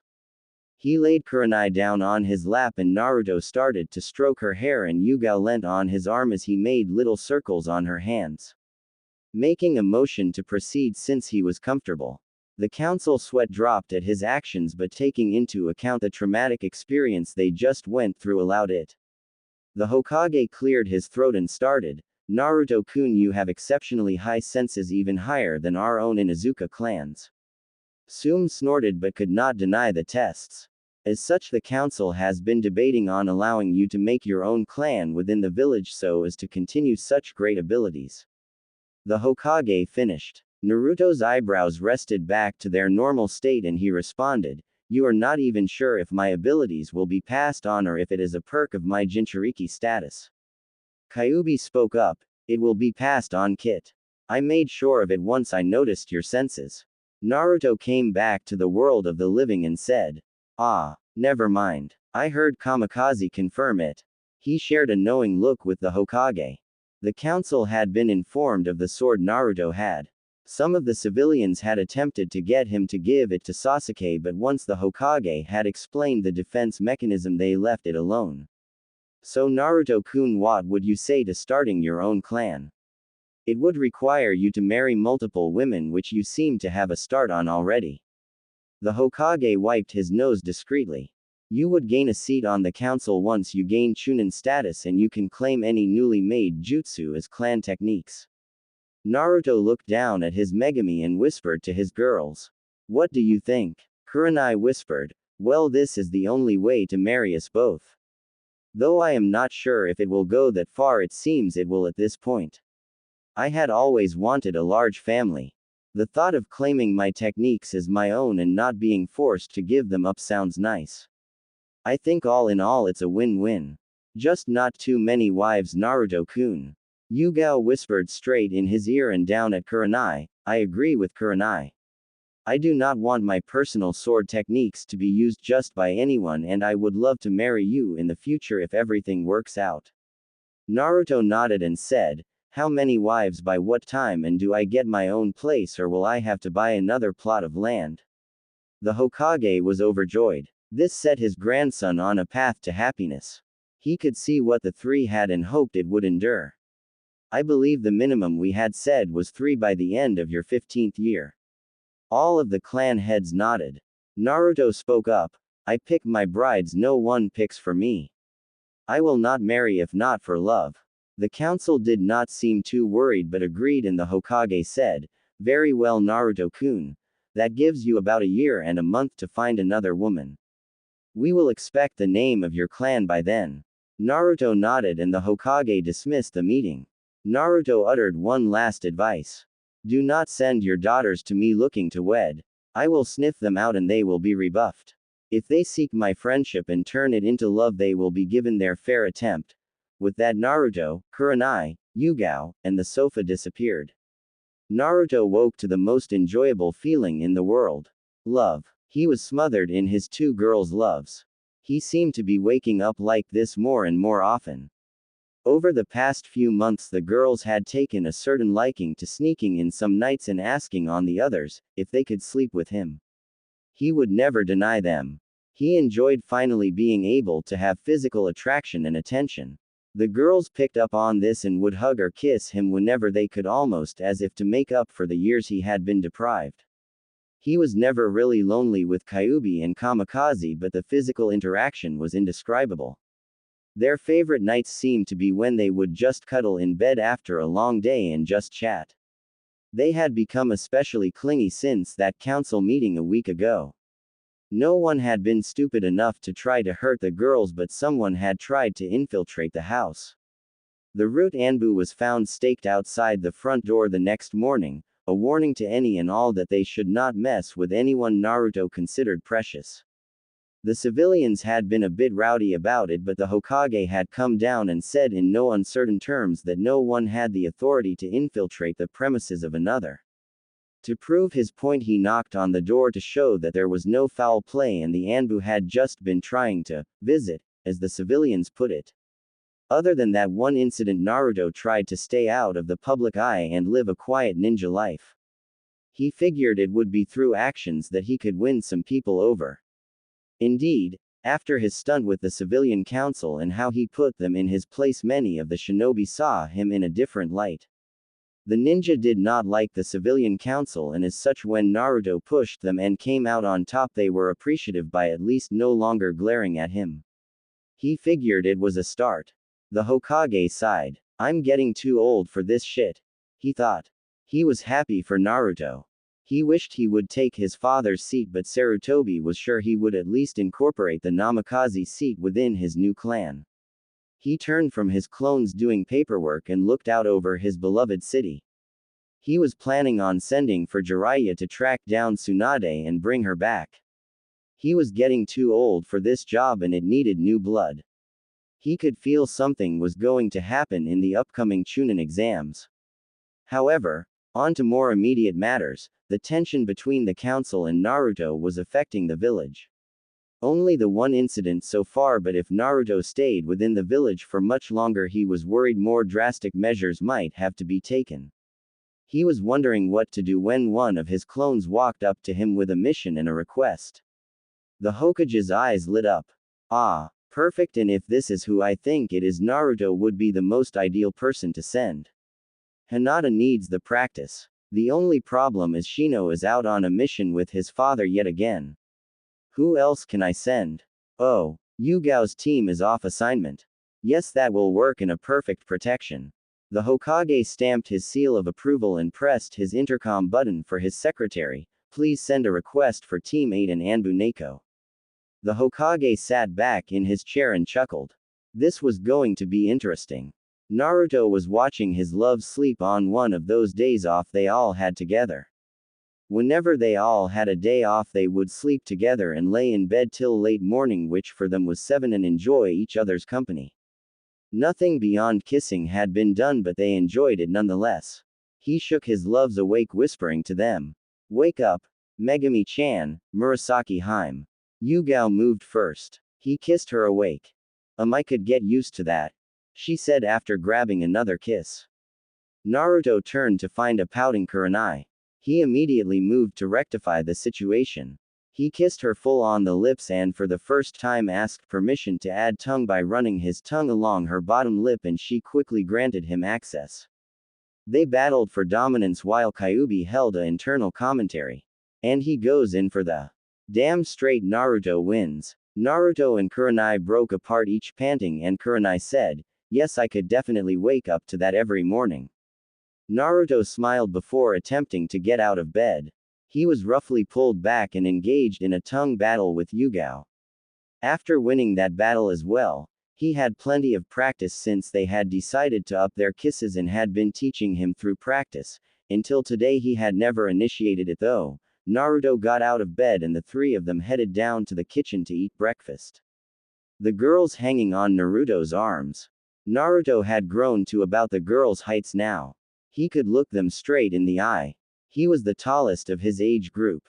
The trio ate their breakfast, making small talk and making small plans for excursions today since they were off. So Kurenai-chan, Yugao-chan, what do you have planned for today? Naruto asked. I wanted to go check out that new bookstore that opened on Central Street. Kurenai said. I was going to go visit Kurisu's shop and check out this new shipment of kunai he was supposed to get. Yugao said. Naruto nodded. Well, why don't I? Just then the doorbell rang. I'll get it. Naruto said. He got up and dumped his dishes in the sink and went to get the door. He pulled it open just enough to stick his head out and saw an Anbu standing outside. Hokage-sama wishes to see you, Yuahi-san and Azuki-san. Immediately. Having said his piece, the Anbu shunshined away. Naruto stood looking for a few seconds more, then promptly closed the door and grumbled about old men and running his fun day off. He walked into the kitchen and said, Gigi wants to see us. Kurenai and Yugao nodded and walked off to their own rooms to get ready as Naruto took to his room. About 10 minutes later they were all ready and the trio walked out of the house and continued to the Hokage's office. The Hokage was waiting for Naruto, Kurenai, and Yugao. Hinata was sitting in here sipping a teacup, politely waiting for her teammates. She had not been informed of the mission, but she was fairly certain it was not a normal mission considering the Hokage had pulled them off leave. Hinata had gained quite a bit of confidence in the last few months. She grew at an incredible pace once her shy exterior was, for lack of a better term. She was still very kind to all those around her, but she could be vicious should the situation call for it.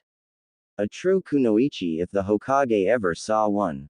Those training seals Naruto had come up with were amazing. Unfortunately, the seals were made with his teammates specifically in mind, so no one else could use them.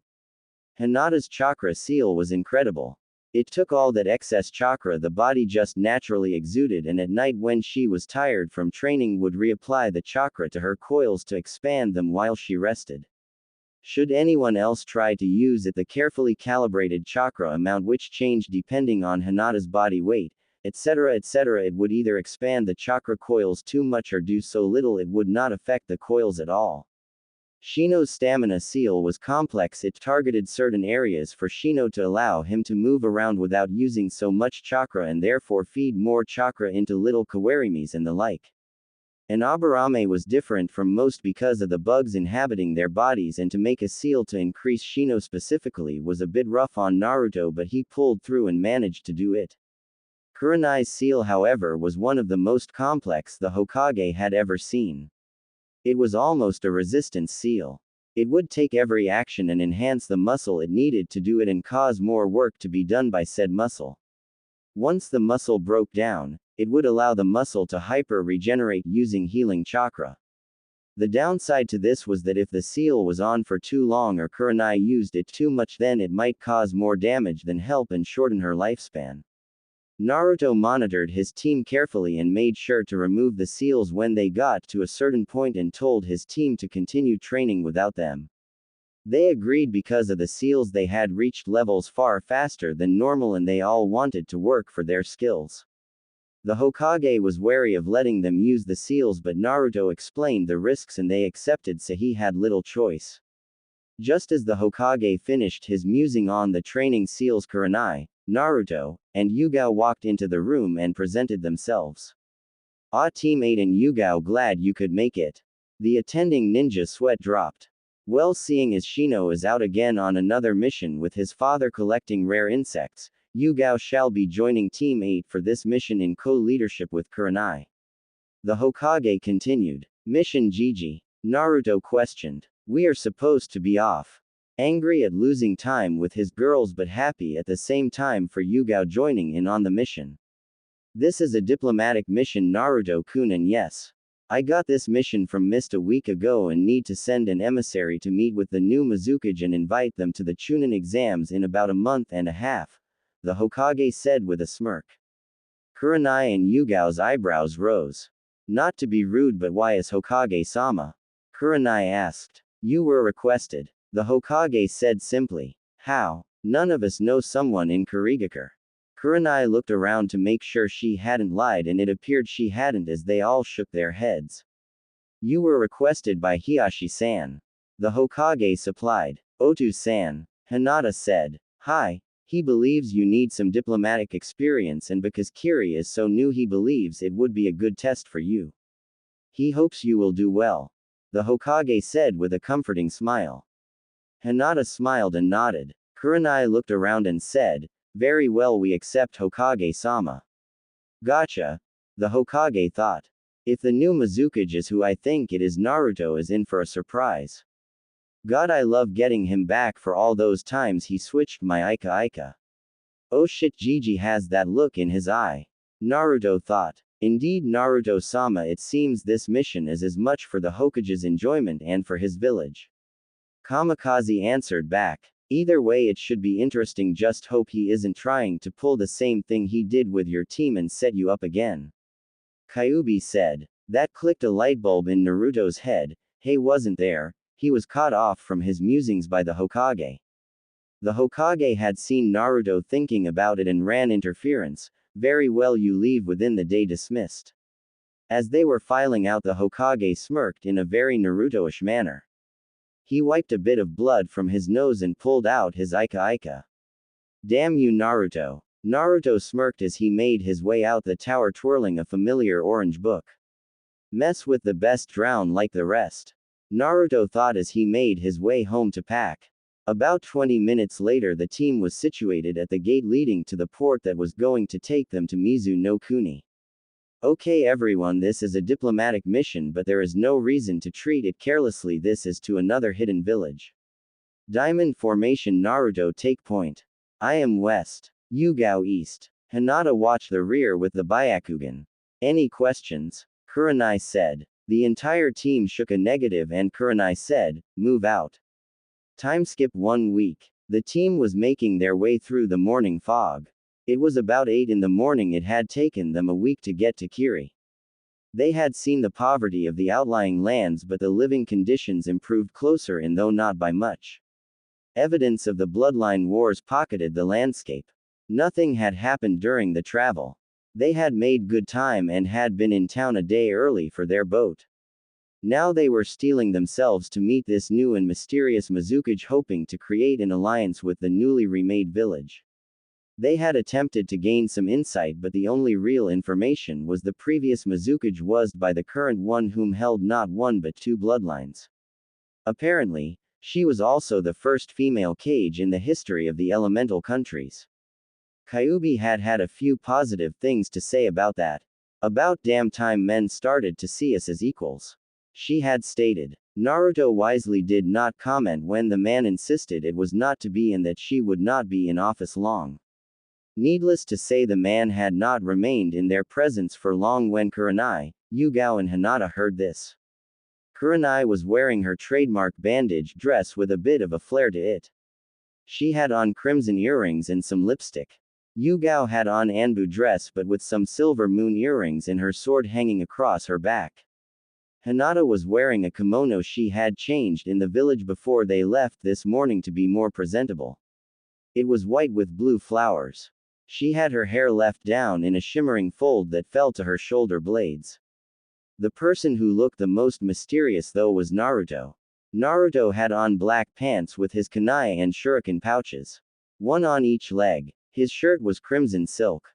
Simple yet elegant. He wore around his neck a chain with the kanji for Hime and Megami hanging from it, a present from Kurenai and Yugao. He had a earring on his left ear. A single black sphere hanging from it. Quite the clever little thing. It was a bomb full of sneezing powder used for escapes. The thing that caught people's eyes though was his haori. He was wearing the same one Kurisu had given him on his graduation day months ago. Kamikaze swirled around by the Kyuubi being blown back. He had put his face mask back on to hide his whisker marks. He did not want to be too conspicuous.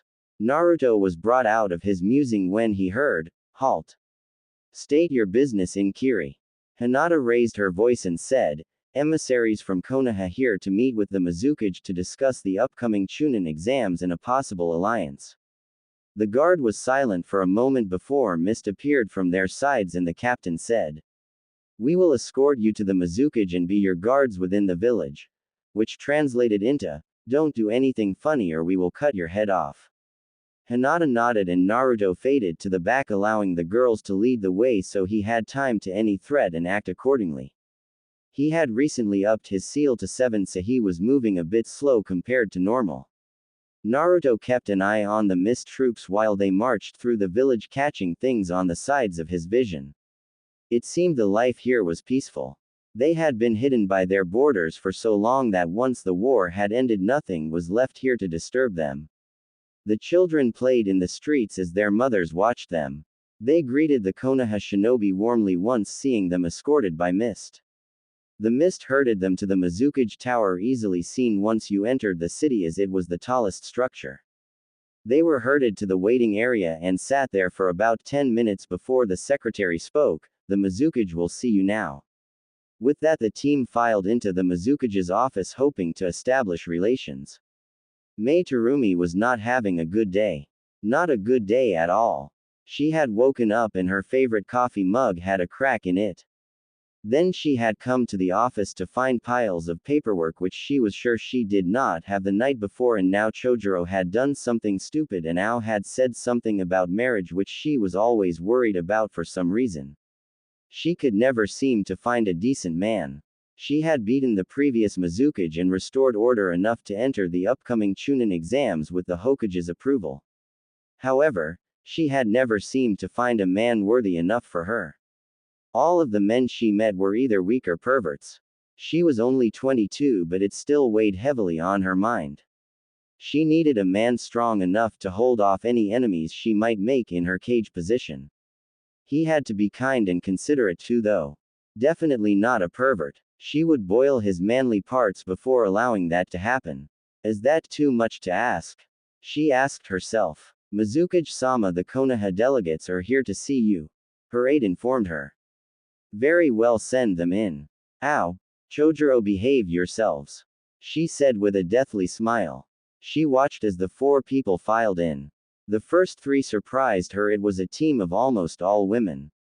The leading one was young. But she had the eyes of a Hyuga, obviously their delegate, and here for some practice since a simple letter would have sufficed. The next 2 were women she was familiar with.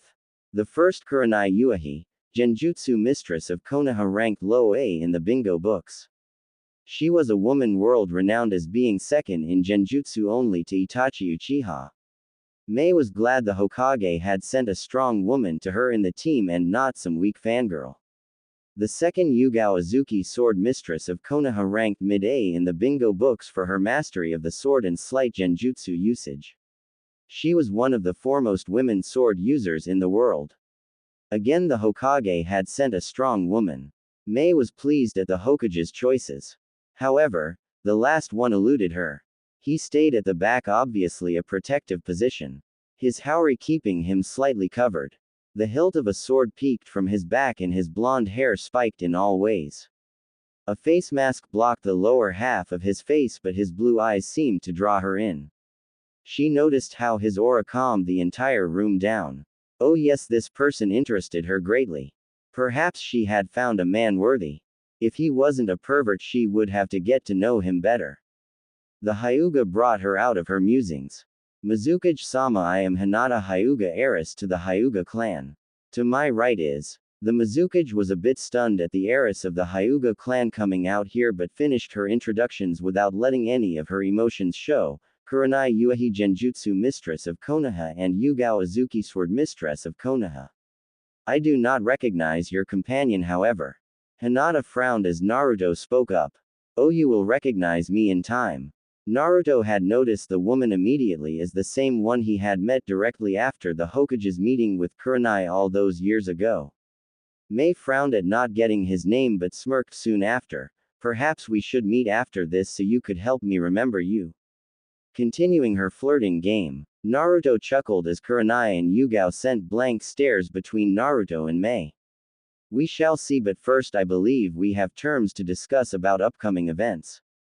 Kurenai and Yugao were obviously not happy. They knew he would have to marry another, but it still invoked feelings of jealousy. So they schooled their faces and bottled it up so they could speak to him later. Hinata began the real reason for the visit. Mizukage-sama, we are here to inform you that you would be most welcome within the upcoming Chunin exams in Konoha and that you are welcome to come and watch at any point within the exams. Mei looked excited for the first time their visit. Thank you. When should my teams arrive within the village? Hinata answered swiftly. They are allowed within the city walls 1 week before the start of the first exam. Mei responded. Very well. As her eyes wandered back to Naruto, hopeful to end this meeting soon. Hinata cleared her throat and said, the Hokage had wanted me to ask you if Kiri would be interested in creating an alliance with us. Mei blinked and said, I would have to consult with the council and discuss terms with him. Hinata nodded and said, then please contact the Hokage at your earliest convenience and he will see a more appropriate emissary be dispatched to negotiate a treaty. Mei nodded, happy to gain such a strong ally. Very well, now I believe our business is concluded. Hinata nodded. Then my mist will show you to the hotel you will be staying at. Mr. Mysterious-san, would you stay a moment? I would like to get to know you better for the sake of the villages. Mei said. Kurenai and Yugao turned to Naruto, who nodded and said, indeed, it will be good to catch up. I will see you girls in the hotel. Yugao and Kurenai did not want to go until he turned his back on the Mizukage and kissed them both. Mei frowned at the show of affection. If he is a pervert, she started to think of boiling his manly parts. Team 8 filed out, leaving Naruto alone with the Mizukage. No miss, just the two of them. You know, I am surprised you have not melted or boiled my balls off by now. I always wondered why you smelled of lava and steam.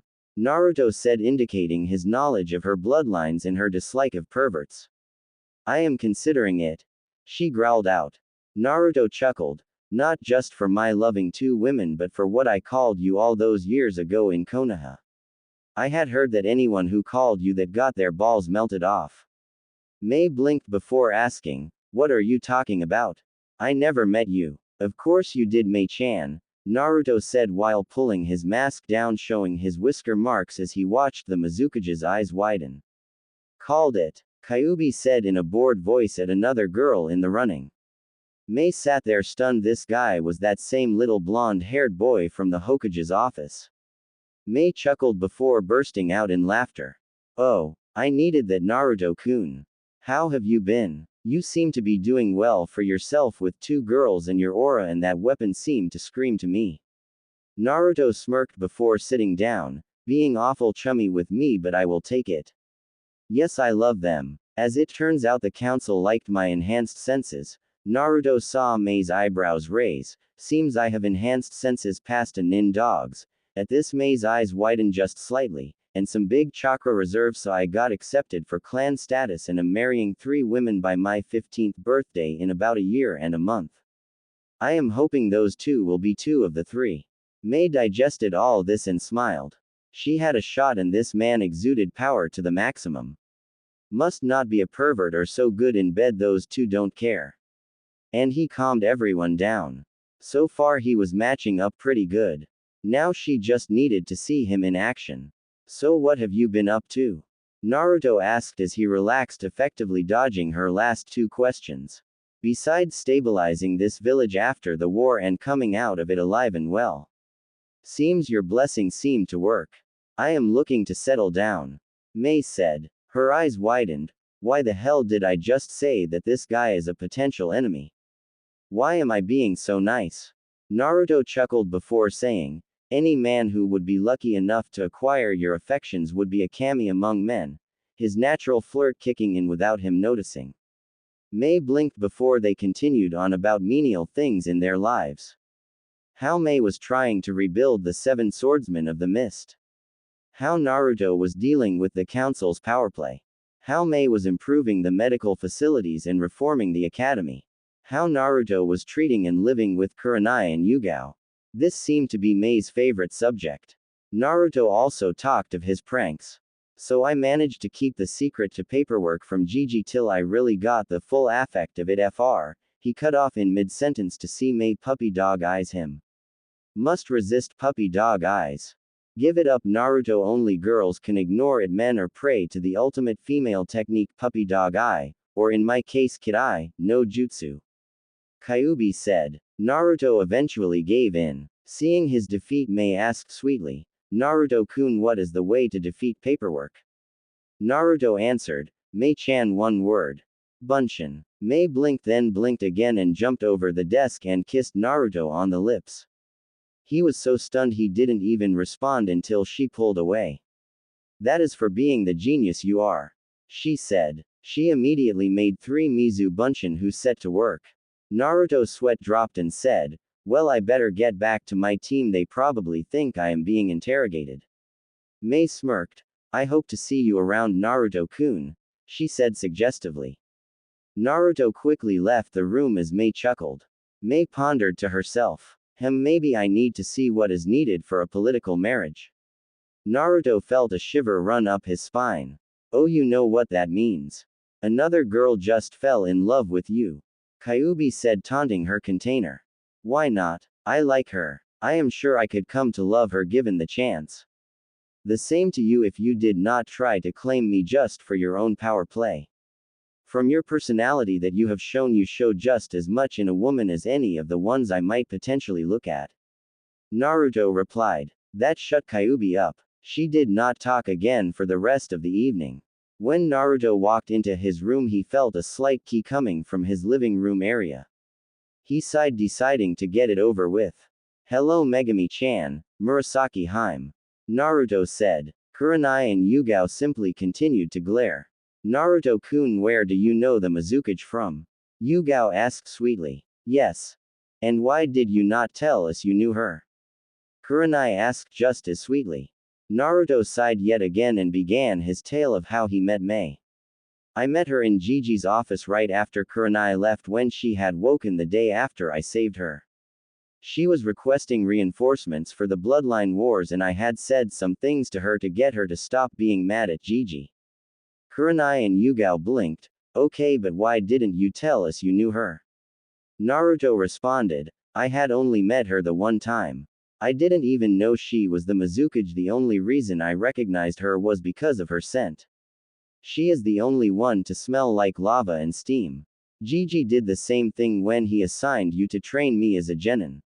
I didn't know you were my senseis until that day. Kurenai and Yugao slowly looked at each other, then looked down. Gomen, Naruto-kun, they both said. Naruto frowned. For what? Doing what comes natural. It is okay to be jealous, it will keep the posers away if I can't sniff them out. I love you too. First you will decide if the other girl joins us or not. Besides, you two looked cute when you were jealous of Mei-chan. Yugao and Kurenai looked at him owlishly before kissing him and engaging in tongue battle.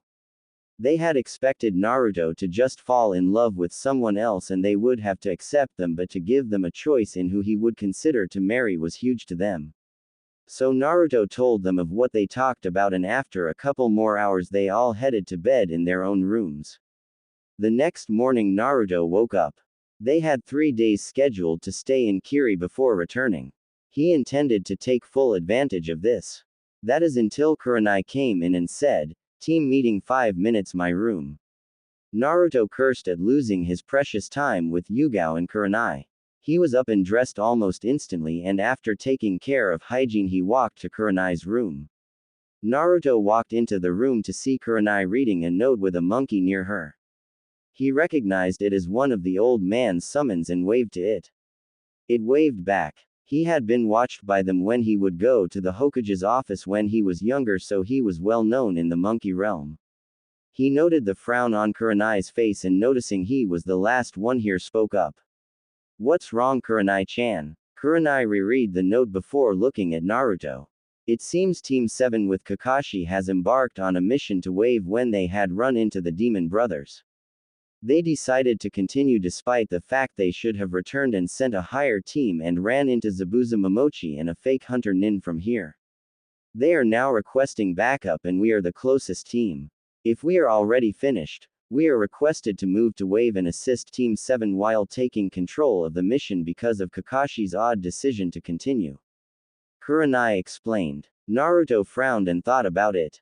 Zabuza is an A- ranked Nukenin. This unknown could possibly be as strong as Zabuza. This was 2A ranked shinobi. But Wave was owned by Gato of Gato Industries and he was known to hire missing nins to do his dirty work. Naruto thought quickly and spoke up. Well, we could take out the current enemies, but if we come across any more ninja of the same caliber we could get into some serious trouble. I have an idea to even the playing field. Naruto shared his plan with the rest of the team and they agreed and sent a message to the Hokage, so they went to see the Mizukage. Naruto led his team into the Mizukage office and greeted Mei with a warm smile. Good morning Mei-chan, how are you today? Mei chuckled at the glares given her by 2 other kunoichi and responded. Good Naruto-kun, but what brings you back here? Though our business was concluded. Though maybe you wanted to see me again. Well Mei-chan, I remember you saying you wanted to reform the 7 swordsmen from the mist, right? Naruto asked. That's right. Mei turned on the Mizukage mode. Well, I have information on where Zabuza Momochi is currently and was wondering if you would like to do something mutually beneficial. Naruto offered. I'm listening. Mei said. Well, one of our genin teams is under attack by said ex-swordsman and a cohort who is masquerading as a hunter nin. We were requested to go back this team up since we are in close proximity to this team. We were wondering if you would allow us to escort you to the location and you could attempt to negotiate with Zabuza to stop the bloodshed between the teams and offer him a home again. Naruto explained. Mei pondered for a moment before responding. That is an awful big risk for a cage, Naruto-kun. Nevertheless, I feel I can trust you as I felt I could all those years ago. Give the information to my aide and I will accompany you. If I acquire Zabuza, I will see you are paid for an A- rank protection mission. If I do not, I will send a recommendation to your Hokage along with a B rank commission for your quick thinking of helping your potential allies. Naruto smiled before bowing deeply. Thank you, Mizukage-sama, we won't let you down. Mei smiled down at him. No formalities, Naruto-kun, I hate them. Let's get a move on, we don't want them jumping the kunai, do we? About 2 hours later, Mei had the village running steadily without her and was surrounded by the Konoha nins. We will take a diamond formation with the same positions as on our way coming here with Mizukage-sama in the middle. Everyone ready? Kurenai asked. Everyone nodded. Move out. They all took to the trees hoping to get there in time. Time skipped 2 days. The trip had been uneventful. They had managed to avoid bandits using Naruto's and Hinata's abilities. They were closing in on the town in wave that Kakashi and his team were supposed to be staying at with a bridge builder named Tazuna. When Naruto walked into the town, he got flashbacks of his childhood when he saw the amount of kids living in the streets. The women had watery eyes at the sad state of the village. Naruto gave all the money in his current wallet to a grocer and said let the kids eat what they want, even though most of it was past its fresh date, it was still edible. He handed the man over 20,000 ryu. He said, give whatever you can spare after paying for your wares to the children or use it to feed them again later. Do not cheat me on this or I will hunt you down and make you suffer worse than Gato has made this village. The grocer quickly nodded and thanked Naruto for his kindness. Naruto spoke to the girls. When I find Gato, his head will be served on a silver platter to these people. He spoke it with such vehemence that the girls flinched back from the malice rolling off him. I agree, Naruto-sama, no one deserves to live like this. Kamikaze spoke, agreeing with his wielder. Let's find Tazuna-san's house. If we stay out here for too long I might go a bit crazy. Naruto said and continued his trek through the town. Naruto questioned the elderly couple near the edge of the village if they knew where Tazuna was located, but they just pointed them down the path towards the sea. The group decided to go to the sea and figured they would find a bridge builder near the bridge. They walked for about 20 minutes before coming into view of the bridge and its workers. Naruto saw Sakura sitting on the side watching an elderly man directing the rest of his workers. Naruto was about to speak up when a worker walked up to who he assumed was Tazuna.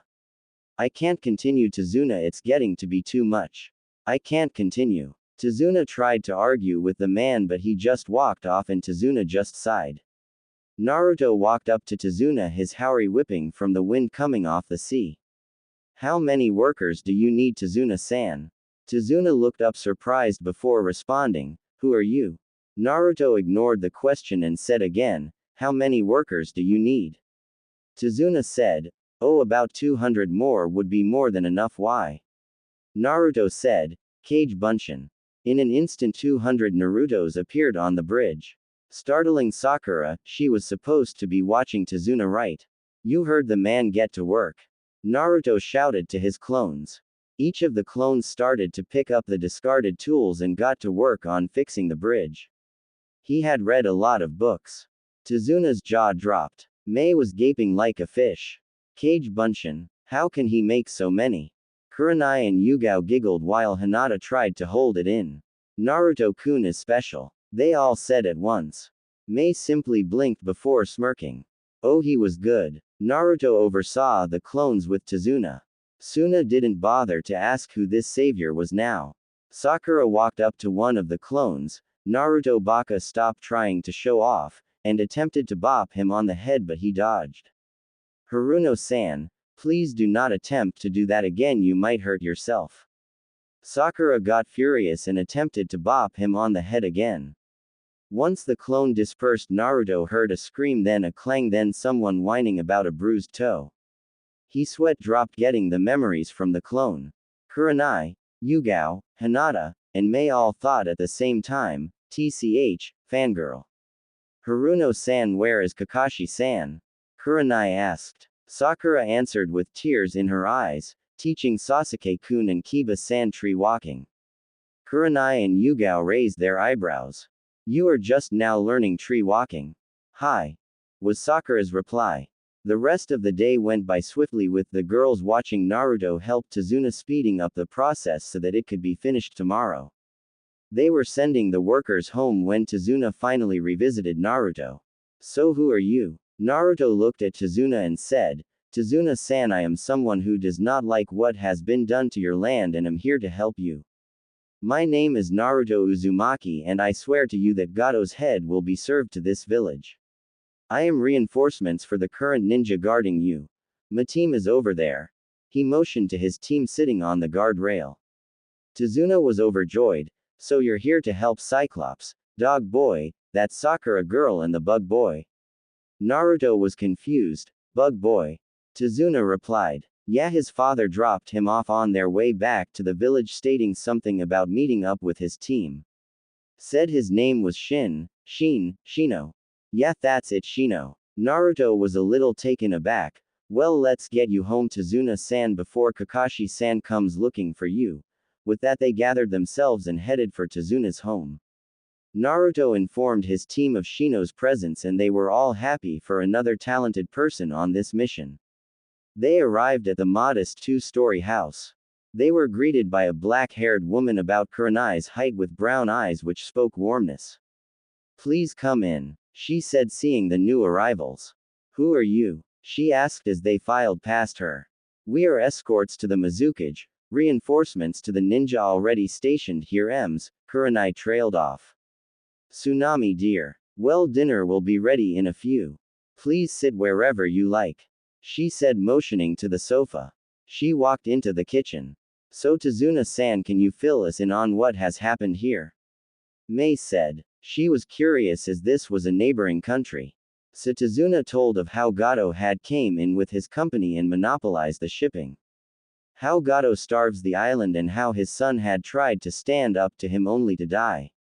How he sneaked to Konoha and tricked it into helping him, and how he was finishing the bridge to fix the problems. By the end, Naruto was livid. He could not stand people like Gado, but the presences of his latest distress calmed him, and he wrapped Kurenai and Yugao in a loving hug as they all three sat on the love seat.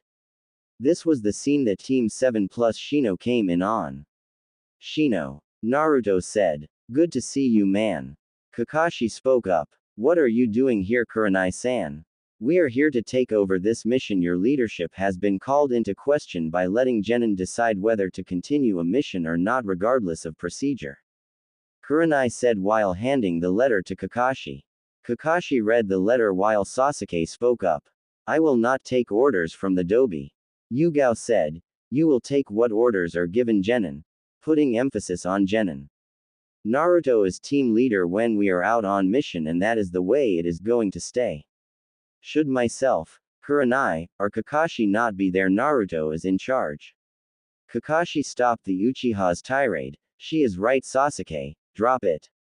Just then Kakashi seemed to notice Mei. Who is this lovely lady? Kakashi said with a bit of a perverted leer. This is the Mizukage who will melt your balls off if you read that normal book of yours in front of her.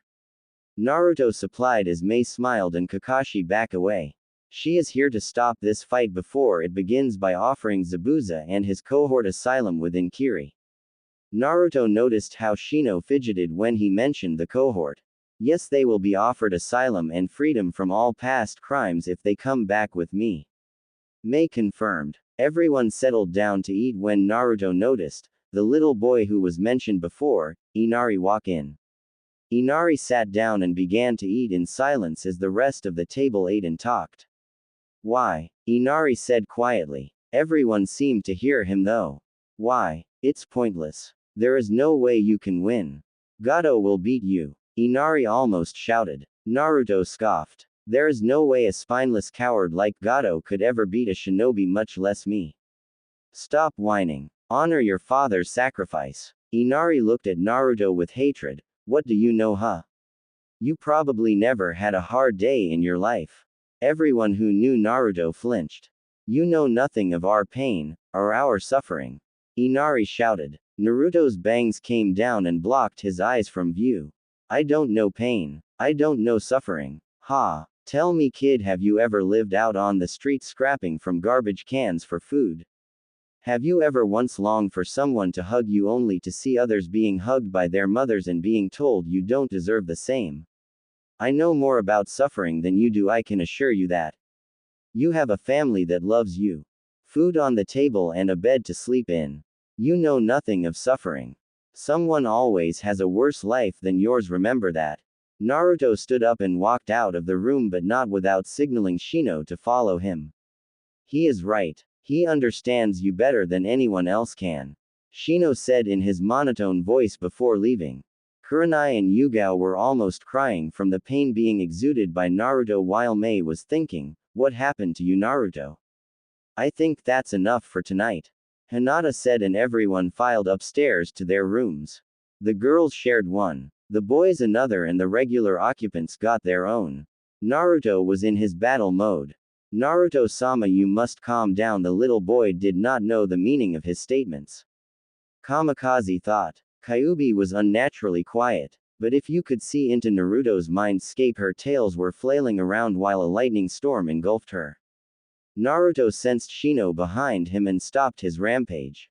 Shino, how long have you been here? Shino responded, about a week. Naruto nodded. You know Zabuza's cohort, don't you? Shino flinched, or Naruto thought he flinched hard to read him through that coat. Hi, he said. Naruto could almost always read him. Very little to lie about Naruto would help him, he was sure of it. Naruto thought for a moment, so what's she like, this girl that has managed to capture your heart? Shino looked taken aback before actually chuckling. She is incredible. She has a bloodline, that's why she was driven out of Kiri. Zabuza saved her, so she serves him, but it sounds like he likes her like a daughter but treats her like a tool. She is kind, compassionate, hated for something she holds. Very like you almost. Oddly enough, Naruto just stood there and let Shino talk. This girl must be amazing to get Shino to talk so much. Even Naruto only managed to get a few sentences if he was lucky. Enough, Shino. I got it, you love her. But what if she goes to Kiri? Naruto questioned. Shino frowned. Then she will go. I will not hold her back. Have you told her of your feelings? Naruto asked. Shino shook his head. In my limited experience, it would do better to let her know than to try to hide it from her and let her leave not knowing you love her. If she loves you back, I will give her asylum, as will your clan, and we could probably get the Hokage as well. No one will touch her, of that you have my promise. Naruto said and patted his friend on the shoulder. Tell her on the bridge tomorrow when Zabuza and the Mizukage negotiate. I will back you up. Do not let her go if she returns your feelings. Such things are rare, and when you have them, do not let them go. Shino nodded, touched by his friend's compassion. Neither noticed the shadow watching their moment. Time skip at the bridge. Kurenai, Mei, Naruto, Hinata, Shino, Kakashi, Sasuke, and Tazuna showed up on the bridge. They were greeted with the sight of a deserted bridge with all of the workers knocked out. The rest of the teams were back at the house protecting the family. Mei stepped forward. Zabuza Momochi, missing Nin from Kurigakure, come out so we may negotiate. Zabuza appeared before Mei from the mist and said, we have no negotiations, I need the bridge builder and you are going to hand him over. Mei held up her Mizukage ring. I am the Mizukage. I am looking to rebuild the 7 swordsmen of the mist and wish you to return to be one of them. In return I will give you asylum, recall all of your crimes, and reinstate you and your accomplices in Kiri. Zabuza raised a non-existent eyebrow. Oh really? He made a hand sign and his hunter Nin accomplice, whom Naruto had learned was Haku, and the demon brothers walked out of the mist. Well, we can't just follow anybody. Can we? Zabuza smirked. Truthfully, he liked this deal, but appearances must be maintained. Yoden. Yogan Boru, lava release. Lava balls, Mei said. She shot the balls of molten rock over the edge of the bridge. Zabuza looked at the boiling water that was ice cold a moment ago. I accept, he said with a smile. Now he could stop running, and this girl was packing some serious firepower. Shino had taken this time to grab Haku off to the side. Naruto was keeping Mei and Zabuza talking so Zabuza wouldn't interrupt them. Shino said, Haku-chan, I know we have only known each other for about a week, but we don't have a lot of time to do this. He was stumbling over his words. Haku giggled at his antics. I like you too, she said. Shino simply looked at her with big eyes before asking, would you come to Konoha with me? Even if it does not work out, I will do all in my power to get you to Kiri if that is what you wish. Haku hesitated. She had a family with Zabuza and the demon brothers were nice, but Shino made her feel so welcomed and warm. Alright, but you have to get Zabuza-san to agree, she said, showing her breaking the master-servant relationship she had with him. Shino gave Naruto the signal and Naruto put his plan into action. So Zabuza-san, what's up with Haku? He asked, gaining the attention of Zabuza and Mei. She is my tool. I found her and she serves her purpose. Why?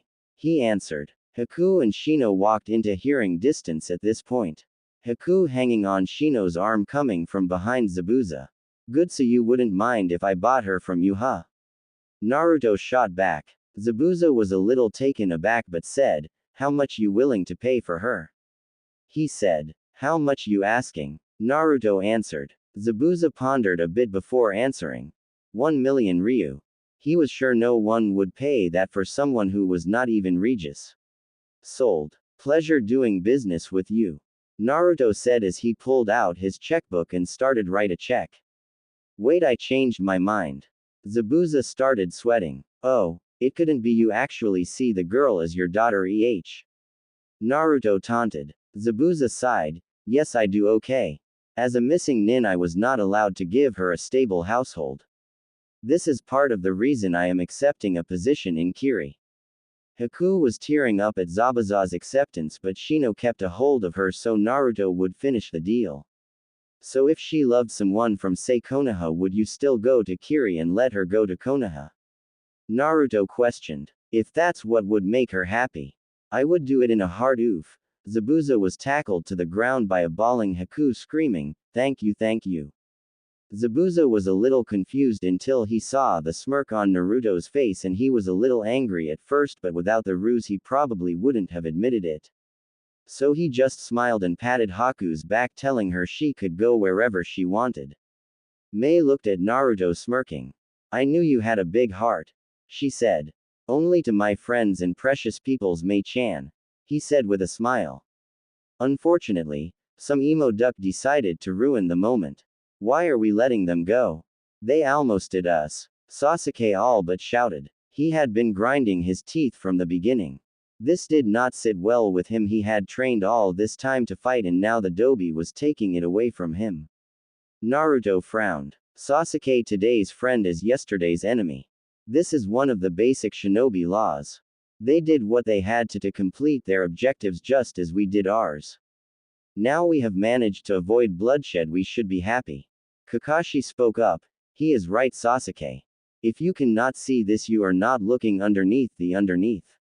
This helps to solidify inter-country relations and gives the village a new bloodline and ally. Naruto has done a remarkable job for his country and for Kiri. Sasuke mumbled something but seemed to let it go. Everyone was gearing up to head back to the house. The bridge was finished and would be opened tomorrow morning. Unfortunately, this is when Gato decided to show up with about 500 bandits. I see even the great demon of the mist couldn't handle some genin. Get them guys and bring the girls for some fun later on tonight, especially that red-eyed one and the one with the long hair. They seem like they would be a lot of fun. The bandits started to move towards the group. However, Gato had done the wrong thing and Kurenai knew it. He threatened rape to one of Naruto's precious people. She wasn't sure if he included Mei as a precious person yet, but it was getting there, she could see it. She liked Mei so far, so she had no problems with it. But Naruto's ki suddenly skyrocketed. Even Mei was shocked at the amount of ki. All the females were blanketed in a comforting aura. All the males, however, were sweating seeing their lives flash before their eyes. Naruto-sama, protect your precious people, use that attack we have been working on. Kamikaze said. You are borrowing from me, but I will allow it. That disgusting vermin needs to die. Kyuubi said. The seal will be weakened after this. Only one more push, she thought. Naruto's chakra spiked. Gold, yellow and crimson swirled around him. He spoke. Gato, for your crimes against humanity you must be punished, for starving people, for stealing, for forcing women into, for almost destroying the land of Wave, but most of all for threatening my precious people with rape. Dine in hell, you son of a bitch. Naruto then put his sword point down facing the bandits who were starting to charge again. He pulled his sword up in a diagonal path from his right hip up to his left shoulder. Benika's no Kizu. Crimson Wind Scar. No, I don't own Inuyasha, this will be the last thing I base off something else hopefully. The group watched in awe as the wind in front of Naruto rippled and it headed toward the group of bandits. It easily tore through the men like a hot knife through butter. It cut the men into pieces and made it look like a slaughter. When the attack was done, just under 50 bandits and Gato was left. Naruto made quick work of the shell-shocked bandits and appeared in front of Gato.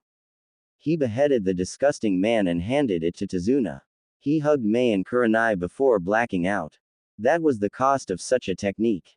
He would black out once his adrenaline stopped pumping, as such it could not be used very often.